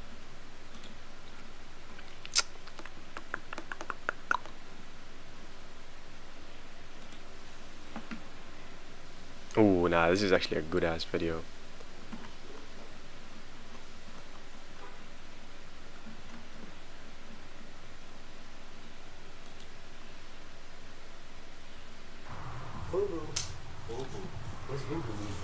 Oh, wait, did you get rid of 5 forever? What you mean? I mean, no, the tattoo. Yeah. No, wait, what did you replace it with? 5-star. So I had a bunch of I had a bunch of I had to tattoo because of my summer dog. Where did Max become your height? Yeah, why are you so tall? Hold on. Yeah, and then the hat is like, he puts it to where it's like, bro. No, but yeah, I had to get the cleans for this. Oh, I never saw your new damn. What's that? What's the pink? What's the Create. And I got this from my mom. Oh. And then I had to do this all for the summer time, so I just replaced it, put 5 stars. Yeah, my tattoos for something. It's faded or something. Wait, you scam your viewers. You gotta You get that. scam your viewers. You gotta get But come on, bro. He's a scammer, bro. You should look at it, bro. Oh, That's like these Indians. that That's like these Indians. did not say that. Oh. Wait, I did not say that. That's crazy. That's crazy. See, what we doing? Yo, what's he? Hold on, can we get a group hug? Come on, bring it. I miss y'all, man. Bring it in, bring it in. Wait, what? Oh my God! Why are you lifting? I don't know. Yo, what are you? Just give me a stagger moment. Did you get that? Oh my God, man. Yo. Oh. Up, bro. You up, bro? They gave me a snagger moment, man. He see. Bro, you didn't see the sign? The sign. Oh, shit. Didn't see that. No way.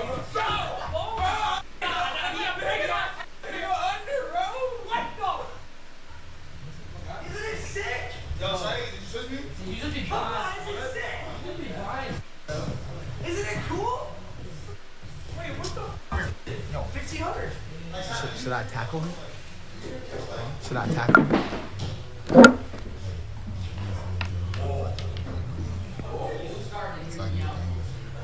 Nah, you gotta get it from here. I gotta run. I'm gonna say watch out. Alright.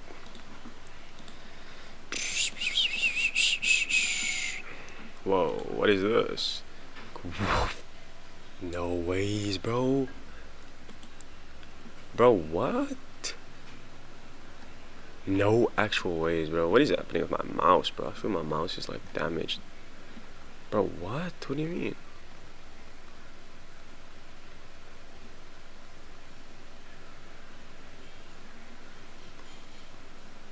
Bro, what? Guy got banned? Nah, that's wild, bro. That's wild. I hope he gets unbanned, bro. They're probably gonna get his account back for him and then unban him. That's okay. That okay sucks for him. Little people actors saying, I would love to be in this film. I'm an actor with dwarfism, and you could have cast me and 6 others, and I would have been more than happy to take on this role of being a dwarf. So it's an absolute shame that in their CGI-ness, the fakest part of this film is actually the best part of this film. And they should have been real people. The love interest, I'll also say, was pretty alright when it came to acting. He really lit up the screen. His scenes were very vibrant. His acting was very vibrant. And I don't know if that's because he's a really good actor or because all of the acting happening around him was so horrible. And ironically, with those 2 things being the good things that I found in this film, the most interesting parts of this movie were the white men. But that's just the way the cookie crumbles when you're super woke in your messaging. Now, things that did not go well in this film, and so much so that I feel the need to comment on them. Gal Gadot. Ooh, the acting left so much to be desired with her. Bro, we know, bro. What did I say in the beginning of this video? Gal Gadot has to be stopped by somebody, bro. I don't know how the fuck she got to play Wonder Woman. And when I was a kid watching as Wonder Woman, I was like, bro, she's actually Wonder Woman, bro. But she's actually a terrible actor. Terrible. It felt as though I was watching somebody who had just learned English give their lines, and I even... It's almost like Gal Gadot has some special connections. Not trying to get in the Kanye bag, but it's almost like maybe her connections is the only reason why she's where she is, because she's really not that good of an actor. Told Taylor, our producer Taylor, that it also felt like porno acting. Bro, what? I just gotta be honest. That's what I saw when I saw Gal Gadot. She looked so uncomfortable in everything that she was doing, so robotic and mechanic in everything that she was doing, and unfortunately it was really showing through in everything she did. Every single line she delivered, the songs that she sang, nothing about it had any sort of natural lean to it whatsoever. Yeah, I get what she's saying. None of it was actually convincing, like that she's actually this character that she's playing, which means she just did a trash job, bro, and she's a terrible actor. I felt like her acting was okay. With terrible opinions as well, I ain't gonna lie. Her singing was okay, but it was not what was needed for this film. We all know she's immensely talented, especially when it comes to singing, and there was not a note out of place in the songs that she was singing. I just felt like whoever made the music for this film did not have the 1937 version of Snow White in mind. And I'll play you this clip of Rachel Zegler singing one of the songs that is the titular song of this film, and it's Waiting on a Wish. And you'll see what she sounds like. She sounds beautiful, but there's something here. Here's let it echo, echo, echo, echo. Your voice will carry through and bring that dream to you, just like an echo, echo, echo. Okay, sounds beautiful, but is that what Snow White is supposed to sound like? Now I'm going to play you a Definitely not. from the 1937 version of Snow White, and you not. let me know what you hear. Hell okay? no. And all because I was afraid. Bro, oh hell I'm no, so bro. ashamed of the fuss I made. Okay, there you go. You hear that? It's soft. The word demure keeps Yeah, she's giving more like Beyonce vibes, bro. Rachel Zegler. Like, what the fuck, bro? Yeah, but that's literally what I'm thinking of every time I think of the 1937 version of Snow White. Very soft, very feminine, very light, very airy, very wispy. And Rachel Zegler is doing this echo, echo.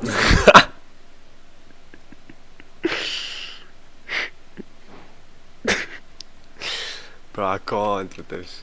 Loud, belty, and that's what you get when you turn this very cutesy character into a feminist girl boss. It becomes loud and brash and belty. And while it sounds good for Rachel Zegler to do that, it does not sound like Snow White to me whatsoever. But we've abandoned what Snow White was meant to be. And I find that with a lot of these Disney remakes and live actions and a lot of the princesses that they make these days, and just Disney films in general, there's this sort of poppy, belty loudness that every single female character gets of, I have this dream of being bigger and being a leader and dominating everything, and something's holding me down and making Yeah, bro, like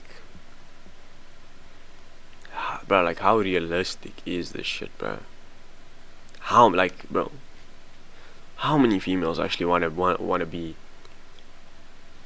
the president, bro, or want to be the leader, bro? Like, you know what I'm saying? Or be him, you know what I'm saying? Like, bro, like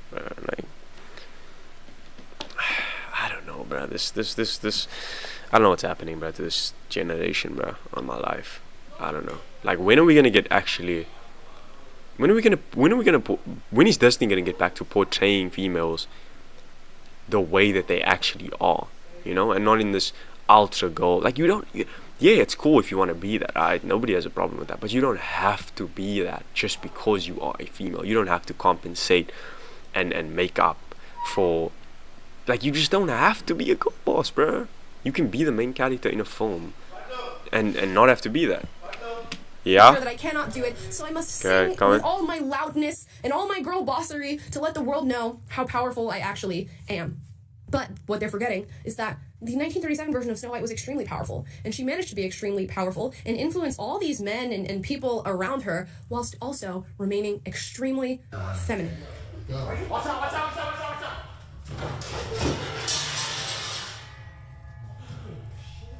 Bro, are you? Yo, Morgan, why don't you... What are you doing? Morgan, why don't you ever tell this nigga that's What on are the you clip? doing? Lacey, no. My turn! Did I break it? Sorry. Yo! Max! You gotta pay for that, bro. He gotta pay for that shit. Then you are for me. I'm not gonna lie, yeah, bro. He gotta pay for that. This coming out your contract. You told me to do this shit. This coming out your shit. Move. Hold on, let's put it back together. Come This on. is literally a tall one. Just half. But he gotta pay for that. That probably lasts long. Hold on, bro. He good, bro. Calvin's body is taller than Jacob. Bro, it's a demo short. No, we gotta put on the stand first. We gotta put on the stand first. Huh? We gotta put on the stand first. Alright. Why did you do that? I don't know, bro. Wait, hold on. No, it's the ankles. It's on the ankle. Where? You see it right there? And then the other one's on the foot. Good teamwork, bro. Okay. Now what about this dude? It's under the foot. That could have went way worse. Yeah, the metal could have like just. Yeah, no, definitely. Next time. Oh, the metal could have broken. Really, Max. I like, nigga. The metal could have broken. Could have wet in you, nigga. Yeah, It's just not the clip. You gotta be careful. That's like actually just break. Just like new. Nah, I'm not gonna. Oh, shit. That's just not like. All right, hold on, guys. So this is not, you know, there's definitely it could be worse. It's not standable, bro. Oh no, it's long. It's not. Okay. Nah, yeah, I think it did. I'm not gonna lie. It just won't stand. It's not gonna stand. We can just, bro, come on, we can hold him up, bro. Some niggas need to be held up, bro. Wait, you broke it? No, nigga, what? Yes, He fell on the ground, gang. He fell? Max fucking speared him. Bro, there's no way it's this light. Hold on. No. Oh, look, it's good. It was for his new room. Lacey's new room. It's supposed to have this. Yeah, bro. 1500. 1500 down to fucking. I mean, no. Okay, look, no, not down. Wait, let it go. Everybody let it go. Everybody let it go. Wait, wrong. Let it go. No, stop smacking his ass. It's not. Bro, okay. Why broke it, Morgan? Yo, how did this happen? Nigga, you. Do you have CTE? $1,500. Relay Max, you broke it. You know you have to pay interest every day you don't pay it. Take it off. Damn, why you like, look at his arm. Is that the clip? Yo. That's just. Why are you? Hey, I'm not gonna lie, this definitely. Are you dead ass, bro? I definitely take this one. This is definitely my bullshit shit. was not Oh, crazy. you're gonna take this one. No, listen. I'm not. You got insurance on this. No, I don't. It's for a new house. Broke it. I'm not gonna. It didn't even last 10 minutes. Hey, you're him. For what, nigga? Just rip it. It still averages the same amount of points. But it still averages the same amount of points. That's what I'm trying to tell you, bro. No. I'm talking about you. Wait, what I do? Look at your head, bro. You What I fucking do? scratch your whole fucking face, bro. Did I? Like, bro, be more safe, bro. Dead ass. No, dead ass, bro. I got you. I'm gonna try my best. I got you. Come on, Betsy. I believe you, man. Take crazy shots and make crazy shots. That's why I be. You the only nigga that get me in this world. I'm dead ass, and that's why we locked in. Like niggas don't understand this shit. It's fucked up. Yo, don't run. Yo, what the run? Yo, in the name of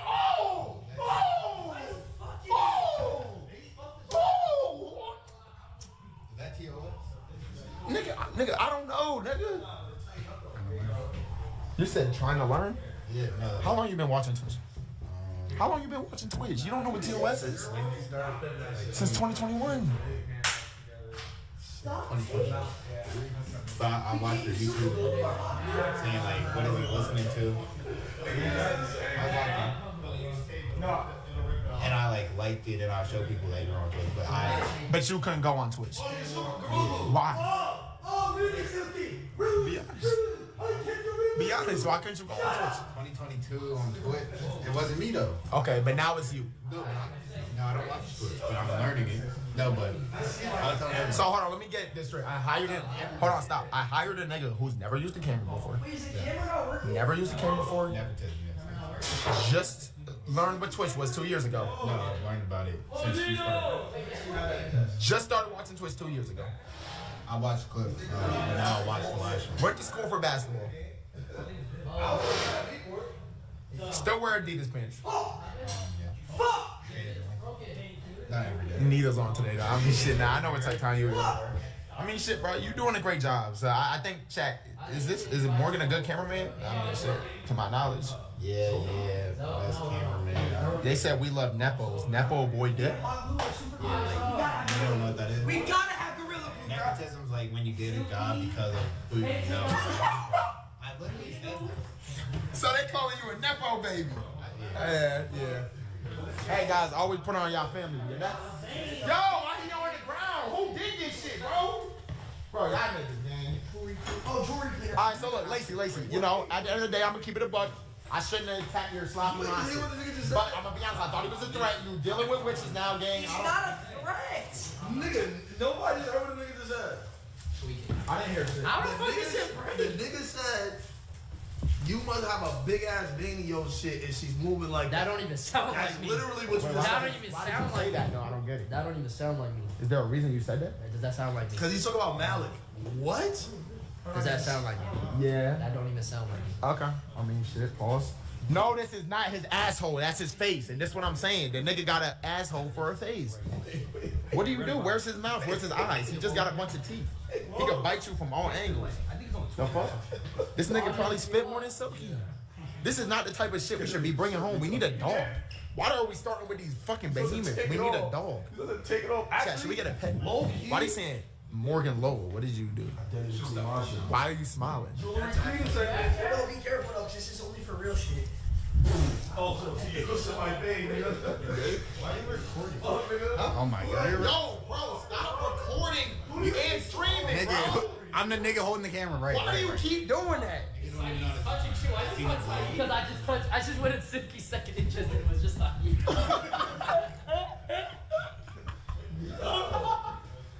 Not gonna lie.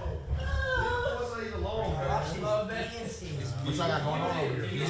I'm not gonna lie, man. That motherfucker's shining, bro. For real? That ass. That's what I'm saying, but I can't tell the difference between lab grown and natural. It's not real? No, it's real. It's just lab grown. It just wasn't in the ground. They put it in a factory and shit. Yo, why don't I? Do you see my flash? Oh yeah. Oh yeah. You're like in my eyes.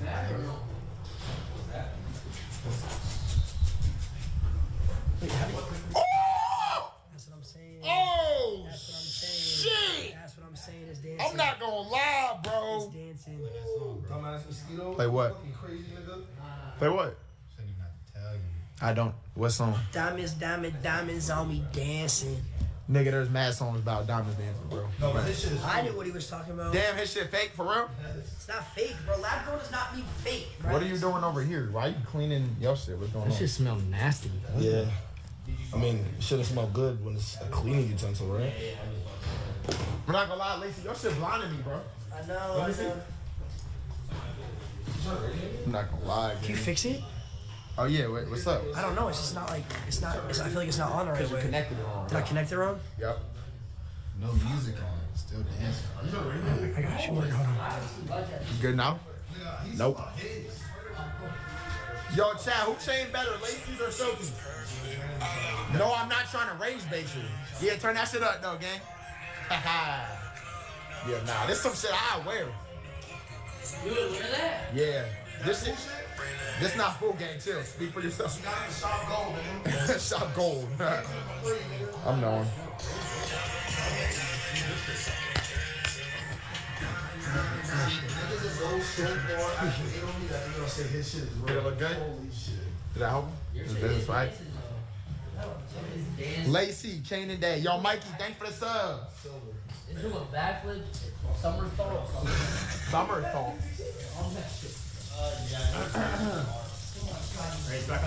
Is it? All right, guys. So look. Yeah. We all here. Yeah. Me, you, Lacey. It's been a while, bro. Ron. I don't know where that went. That with We gotta do something, bro. Damn, I'm not here. Fuck you, nigga. Silky. Where's our drone? I don't know. Silky had a good idea. That's the idea. Yo! Laser, come here. Laser, come here. What you wanna do? Yo, Laser, come here. Yo, wait, why? Yo, This hey. cameraman, he's Chill. Nah, he's just trying to dick rob me. He's trying to dick rob me. Nah, the way you be holding your headphones around your neck, that's tough, man. I'm not going to lie to you.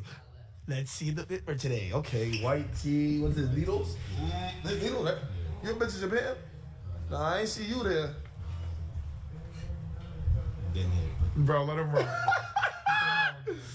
Maxwell Dent's closet. You must love it. I know. Okay, natural. The loafers. That right there. I ain't gonna lie, bro. You gotta hang those up though. Like no cop. No, you gotta hang those up. Oh, so you're not jacking Bro, the top come on, threes? bro. Can we focus on You're not being jack- one you're not big jacking the happy top- family, bro? You're not jacking the top threes? You see this hate? You not checking the top 3? Like this shit. Come on. Hold on, wait. Play down. Yo, there's stance socks. Chill. There's basketball shit. Chill. He good. This is a solid. This is a solid call. Basketball shots for lopers. Nah, you really a hooper, bro. All right, bro. You really a hooper, bro. Niggas running to where? I don't know. I think we all got good fists on, bro. He's really a hooper. You're ready for any situation. Wow, you are prepared. Yes. I don't even want to hang out with niggas no more. Bro, what's up, bro? All right, say, look. What y'all want to do? Why he's running birds? So we can't do our drone. Our drone is like out of Dark out. We could. I mean, You can jump the RC car over something. over. I say we jump the RC car over a real car. Nah, we should. Who do we volunteer? Silky. We should all lay on top of each other and then try to get it all over. What are you talking about? Not until we down. That car is crazy. But we lay on each other how? Meet the butt or butt to me? Pause. Butt to Why? butt. There's no factor in that. Nigga, we We can do butt to butt. We do butt to butt. no, but if you go butt to butt, then the nigga gotta go meet to me. Oh. Somebody gotta go meet to me. I'm not doing that shit. That shit crazy as hell. And I'm not gonna lie, I don't want my ass touching y'all niggas' ass. That's crazy, bro. There's gotta be a better way. What's ahead? What's ahead? Foot to the head. Yeah, lengthwise. That means someone's butt or dick's gonna be in someone else's face.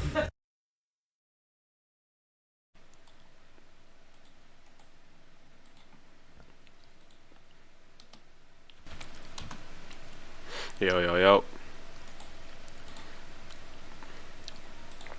What's good? Yeah, I just want to go get something to eat real quick, bro. I was starving, I ain't gonna lie. Yeah, but I think I'm done with this trash ass video, bro. I mean, not trash ass video. Good video. Really good video. Shout out to Amala Ekpunobi. Sick video. Trash movie though. Trash movie. I think we can all agree collectively. What's this?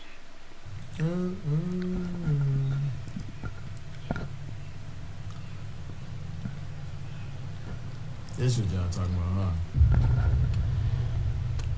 Yeah. Which one do you have? Is it like? It's good though. They said Ray Diddy give you a new haircut. You think so? Don't fall back. Everybody falls back, yo. I ain't gonna lie, I got a lot of compliments. You know, ain't nothing wrong with that. I'm getting a lot of compliments. I appreciate it. Yeah, I gotta quit making nothing into something.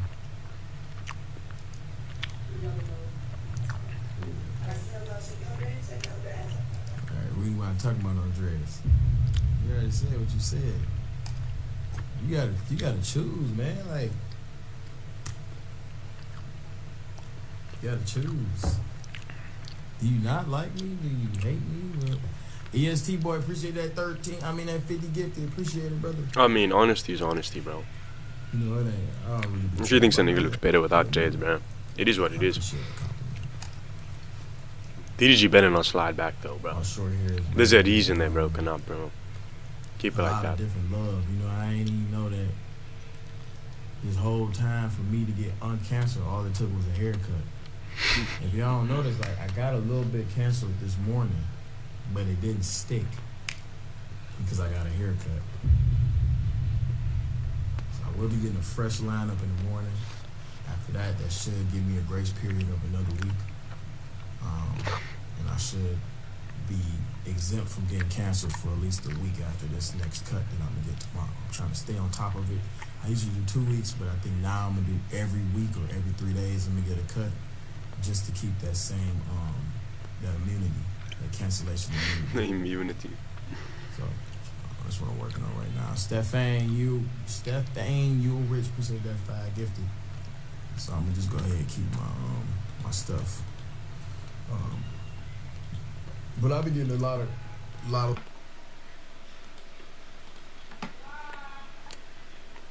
Bro, 6 hours?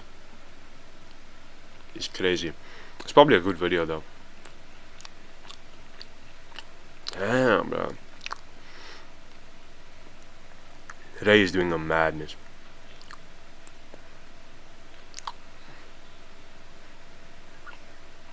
Just a Fox News guy. I don't even know. Alright, this seems like a cool video.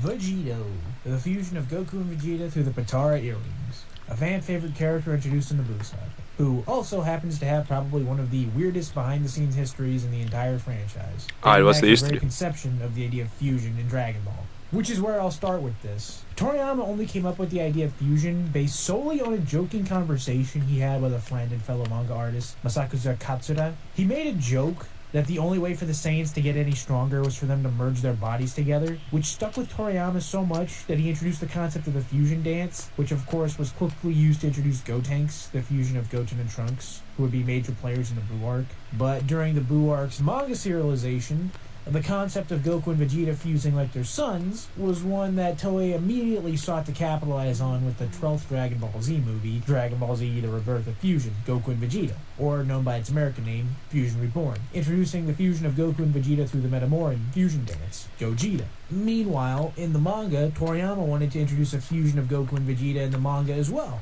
But isn't it crazy that we only got that fusion in the Super Broly movie? I think it was, yeah. For the first time. That is so wild to me. Bro. I was like, bro, there's no way this wasn't like officially canon before. It wasn't until the Super Broly movie, which was actually crazy. But he didn't just want to reuse what the Fusion Reborn movie came up with. So he went about making another type of fusion to justify this. To where he then decided to use the earrings of the Supreme Kai War as a way to introduce this new method of fusion, which originally were just meant to be part of the Supreme Kai's design with no real significance or special abilities. Vegito's existence as being a replacement for the fusion dance in Gogeta would explain the rather last-second introduction of Potara fusion in the Buu arc. It only really exists because Toriyama wanted to do his own thing. Side note, the chapter where Vegito debuted, Chapter 503, was released numerous months before the Fusion Reborn movie and Gogeta's first appearance, but the movie was in production for months before that, and Toriyama knew they were introducing Gogeta, in case anyone wants to bring that up. And even then, in the English release of the manga, there was a weird thing going on with his name, where they changed his name to Vegerot. For context, the name Vegito doesn't really make as much sense in English. The name is a play on Kakarot in Vegeta, but in Japanese kana, the names are actually meant to be read off as Kakaroto and Vegeta, which is what the name... Yeah, I never got how Vegito mixed Gogeta, yeah, that makes sense.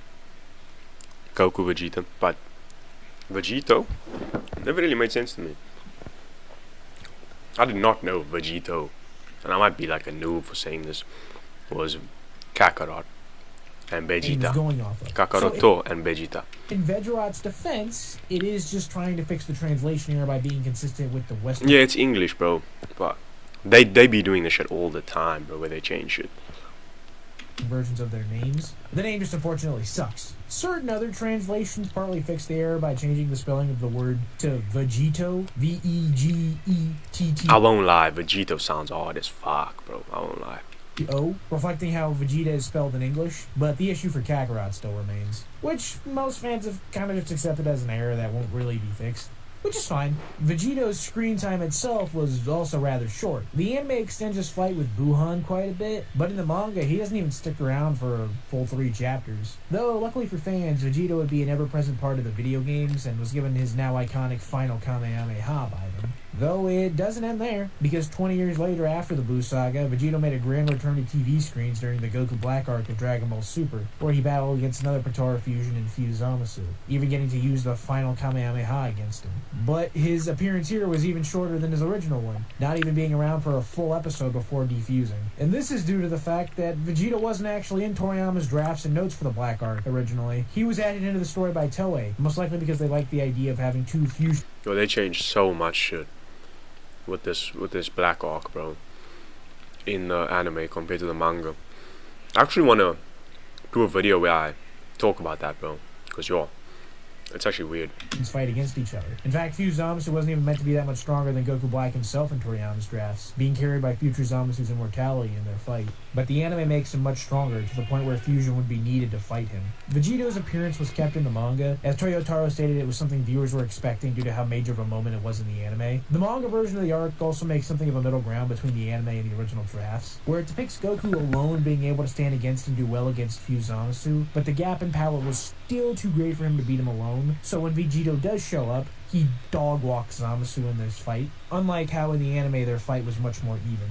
But, just like in the anime, Vegito's departure is as quick as his arrival. Since he wasn't part of Toriyama's ending for the arc, he had to be written out quickly, and that's the last we've seen of Vegito outside of the video games.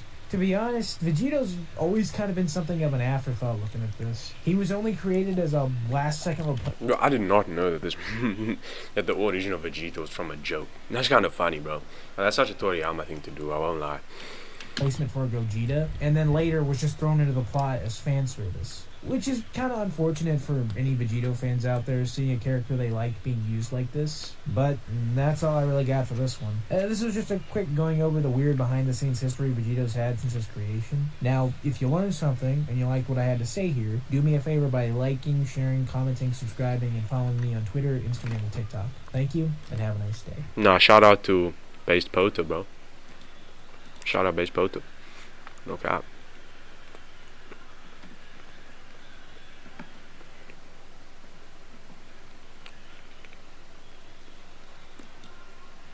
"2013's Dragon Ball Z Battle of Gods marked not only the beginning of Dragon Ball's modern-day revival. I think I've seen this video already.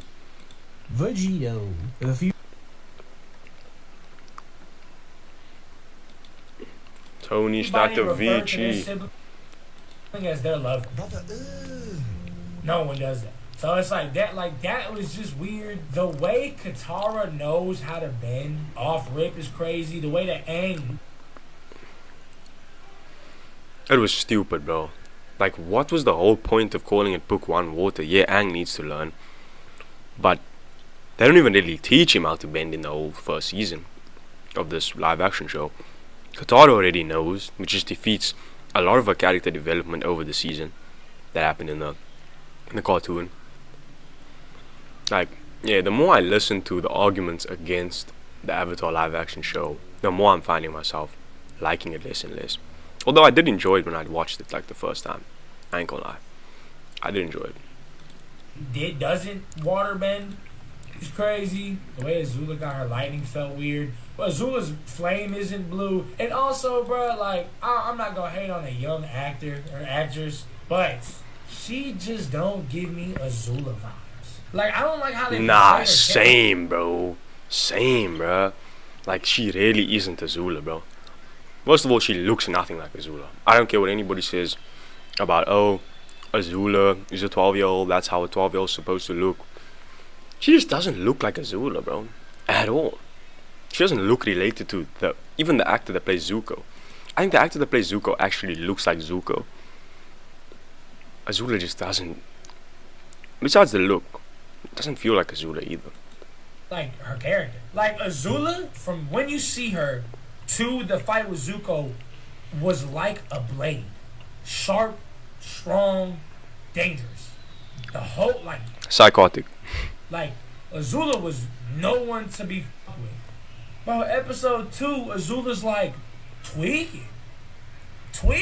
Like the girl who plays May, or Mai, whatever. The psychotic descent of Azula was like gradual over the seasons of Avatar, you know, and it got really bad in the last season, but it wasn't like off the bat.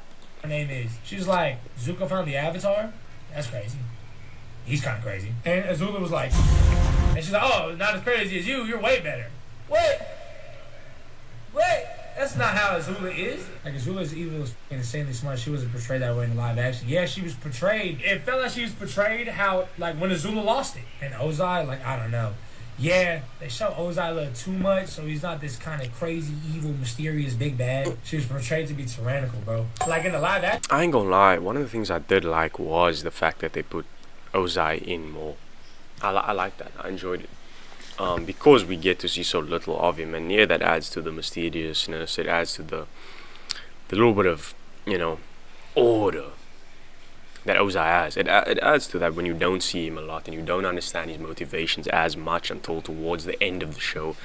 But the thing is, most people that are watching this live action have already seen the cartoon, so it's like we already know how Ozai is in season 3. We know quite a bit of his motivations in season 3 of the cartoon. So what's the point of like doing Ozai exactly how Ozai was already done? Like, I don't think anything that Ozai really does in the live action, at least in season 1, season 2 is coming out still, really vies off the path of like something Ozai would do as a character in season 1. You know what I'm saying? Like, it's a lot of it's like flashbacks and shit like that, which was cool to see, because it's like, oh, now I understand, you know, a little bit more. Actually, I don't want to watch any more live. I can't lie, the show's a little bit shaky. It's been, bro, like definitely over a year, or maybe a year or just under a year since I've watched that show, bro. But yeah. Action remakes since DB Evolution. Yeah, DB Evolution sucked. Watch any more live action remakes since DB Evolution. Yeah, DB Evolution sucked. It sucked. That, like, my only problem is like, how do you have, so like the live action has more time than the regular show did, and they're not, like, it feels rushed and cut out, and things are cut out, like it doesn't make any sense. Like, each episode is an hour long, and there's like what, 8 to 10 episodes a season. So like the season of the live action Avatar had more running time than the first season of Avatar.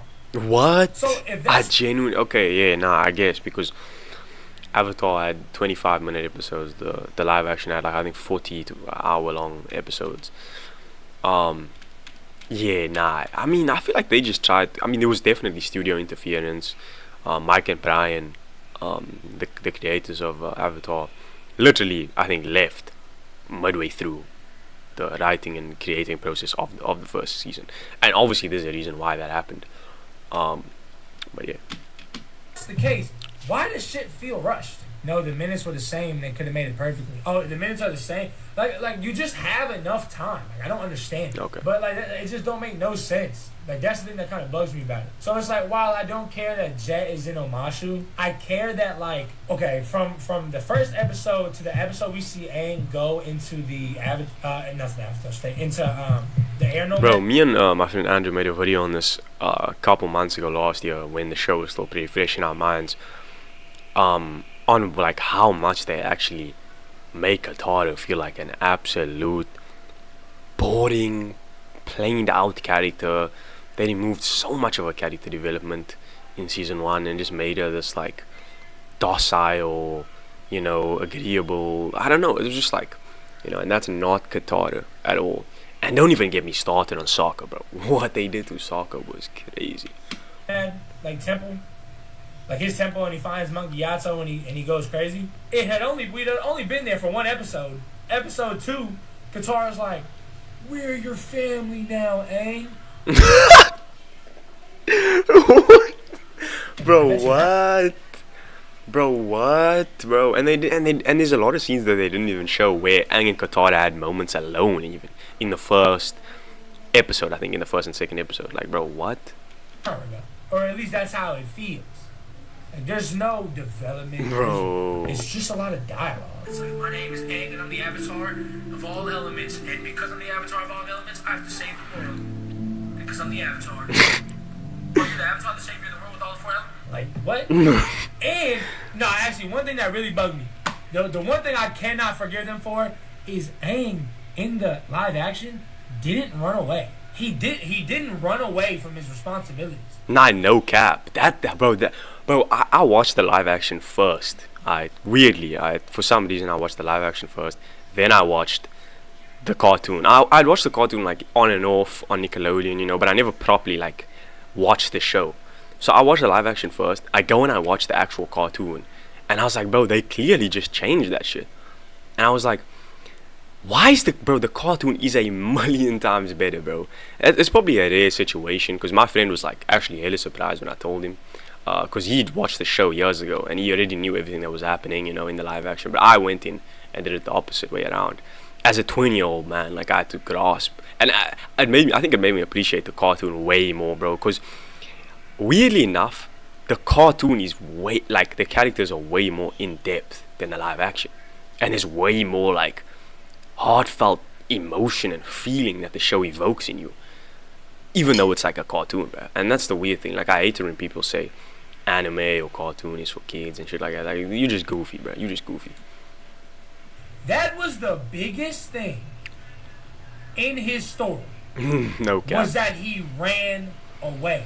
He found out he was the Avatar, basically got cold feet, just wanted to be a fun kid, and left his people on the same day that they like died.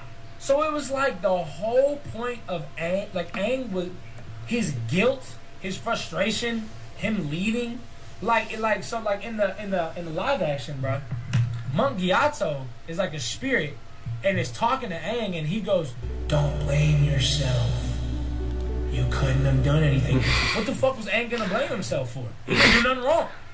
Bro found out he was the Avatar. And I said this before. He found out he was the Avatar and was like, "Yo, Appa, let's go on a smoke break." It didn't make sense. Like, there was no actual sense behind why, bro. Like, what?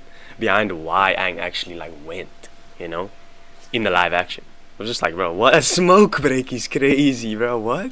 Avatar. And I said this before. He found out he was the Avatar and was like, "Yo, Appa, let's go on a smoke break. Let's go take a drive for 15 minutes. We'll be right back."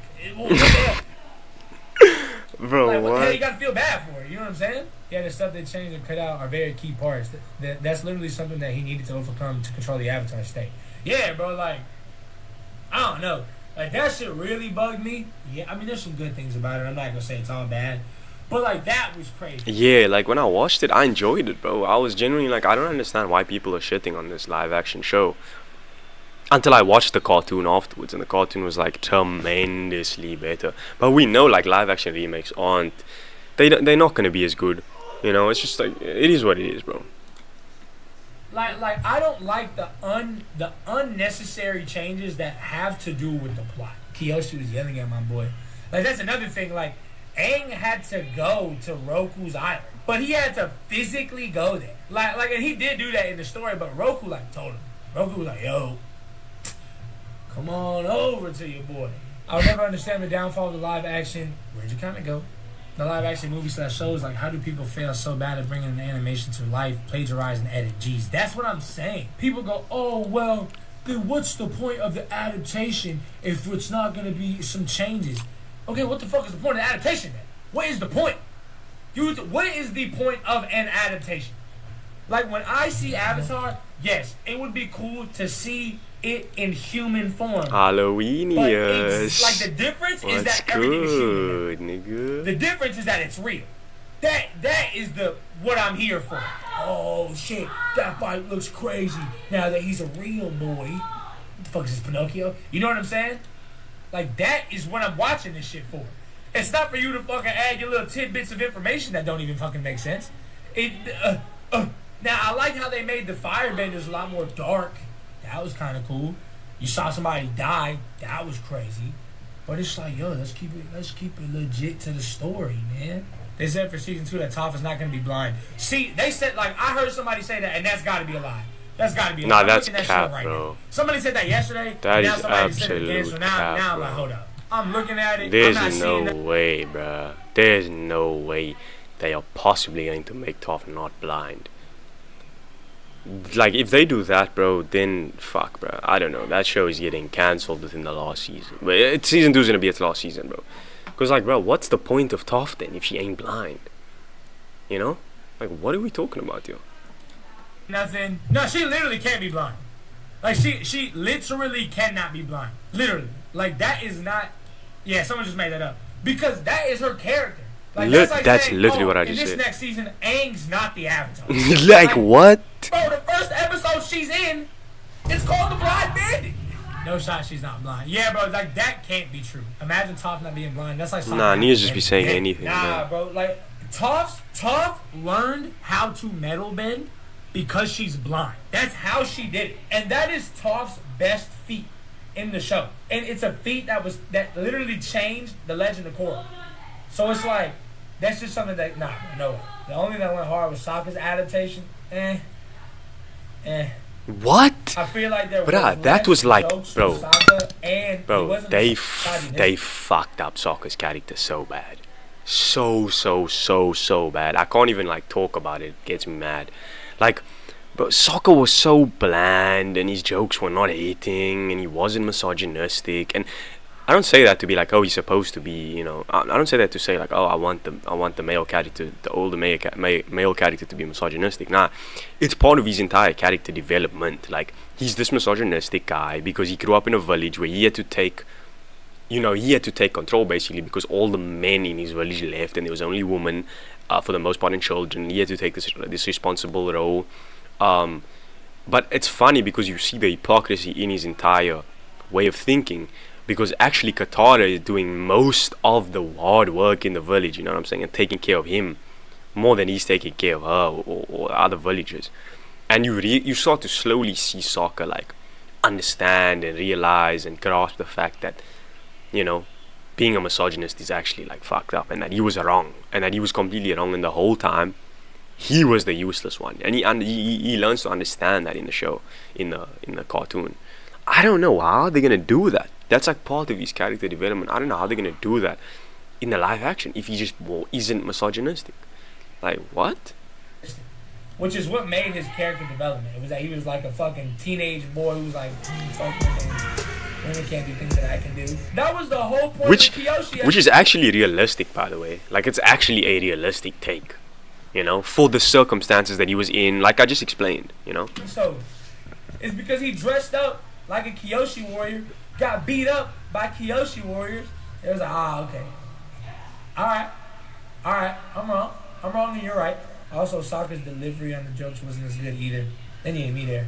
I wrote some great jokes. Thoughts on Azula? I just answered that. I don't really like Azula. I think that, and like, what I do, bro, is I make sure to keep my feelings and thoughts about people's acting in check when they're kids. Like, obviously, the kid who plays Aang is not the best actor in the world, but he's a fucking kid. So it's like, I'm not gonna fucking... He's good. He's alright, though. Like, I still feel like I'm watching a 12-year-old boy. I still feel like I'm watching Aang, you know, to some degree. With Azula, bro, it didn't feel like Azula. I don't know why. You suck, right? And so I lean back on like how I feel about it. Like, people say, yeah, Azula's like, what, 13 in the show, or 12 as well. But like, bro, a 13-year-old in that scenario, in that specific time in life, is not a 13-year-old of today, you know what I'm saying? Like, their minds don't work the same. Their minds don't work the same. They have to take up roles and responsibilities. We've heard many stories of 13, 14-year-old, 15-year-old, 16-year-olds literally leading armies into battle, bro. Becoming some of the greatest warriors, you know, stuff like that. Like, do you think a 13-year-old today can do that shit? Fuck no.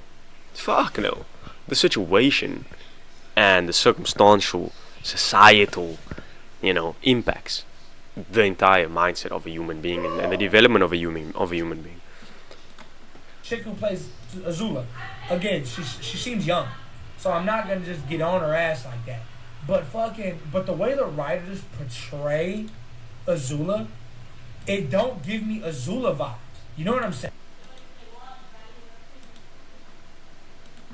And like that's the like Azula fucking flipping her switch. Like it literally, it was the reason Zuko was like, I'm winning these. I'm winning these ones. Like Katara was like, Zuko, even you said that you can't beat Azula, and he goes, yeah, but she's different. She's off her game right now. I got this.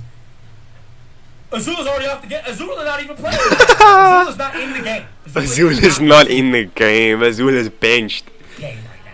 And that's what's getting me on my nerves. There's a reason the original creators abandoned the line. Azula's benched, and Katara is in the game. Katara is locked in. She can waterbend. It was still in production. I just don't understand.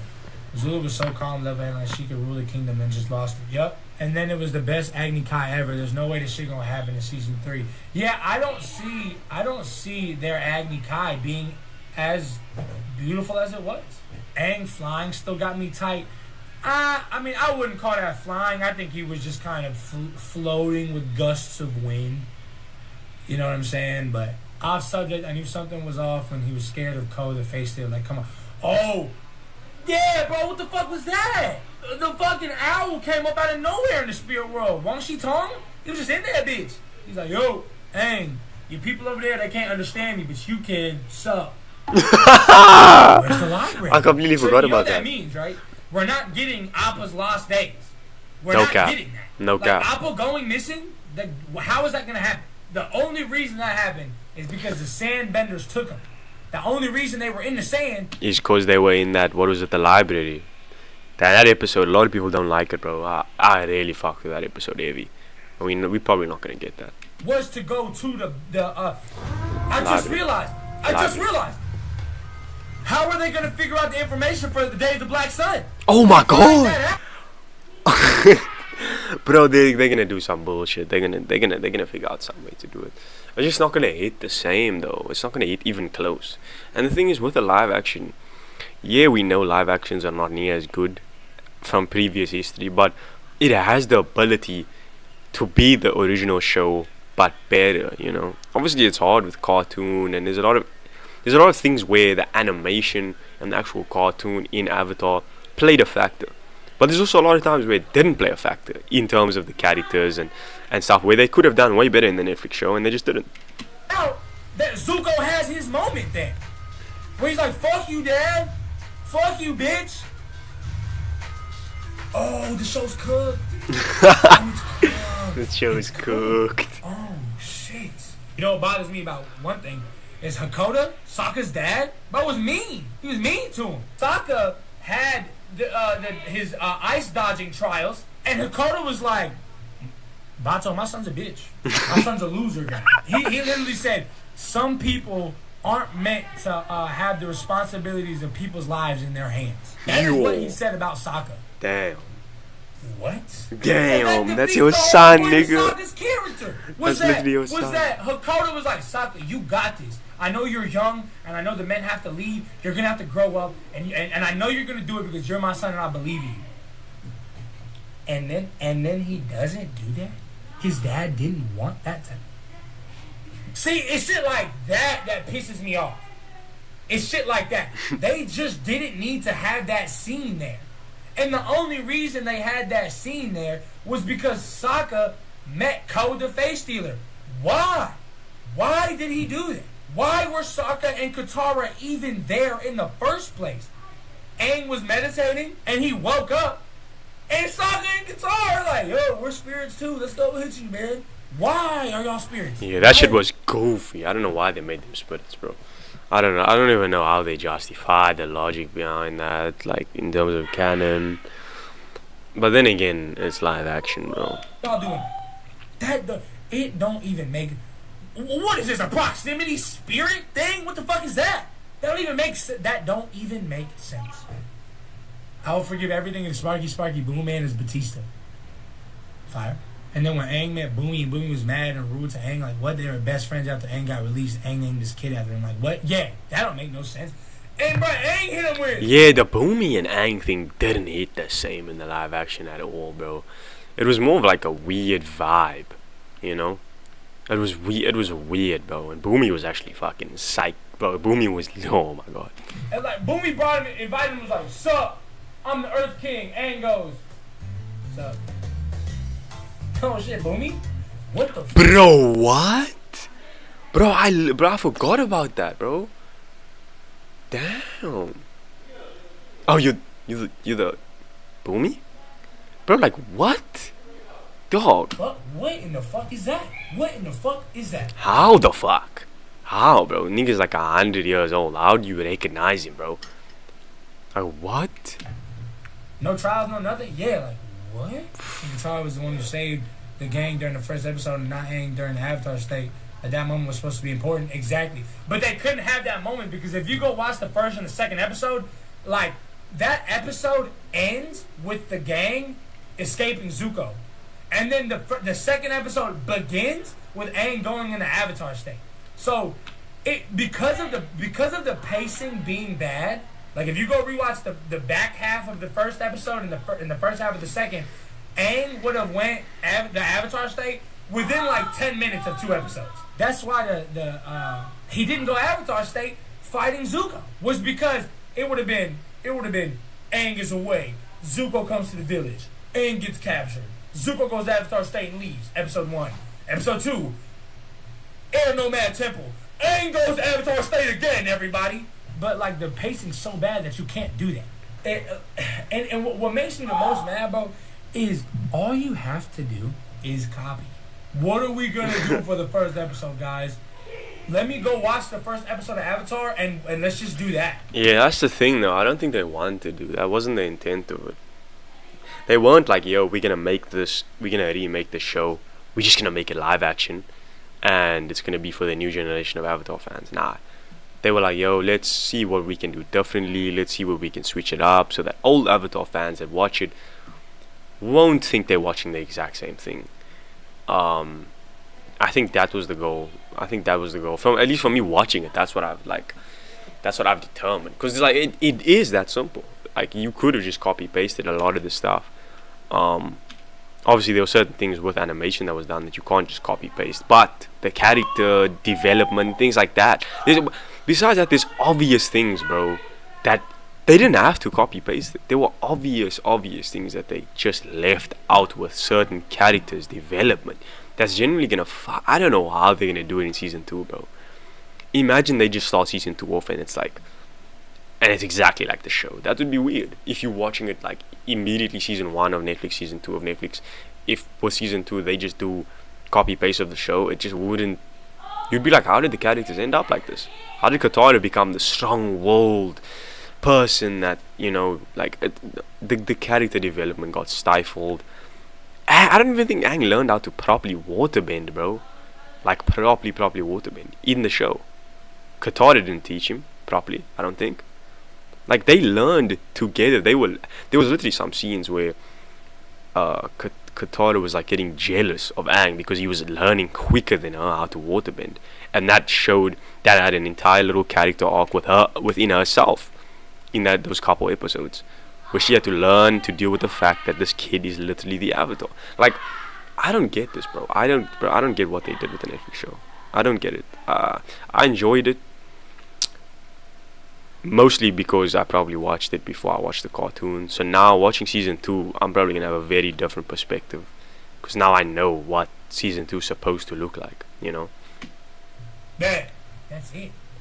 That's literally it. It's tough though, because then we'd be complaining that it's the exact same thing. Who would be complaining about that? That begs the question. What are these animated adaptations to like people shows? Like, what's the point of it? Because if it's not to stick to the material, then what are we watching them for? Because we're not watching the show for it to be completely different. Nah, definitely not. Shout out Tony Statovici though. Sick video. Yeah, nah, it's been a good stream. I think I'm gonna call it there for tonight. I might be live tomorrow. If you guys enjoyed this video, enjoyed the stream, please hit that like button, subscribe to the channel, support your boy, you know what it is.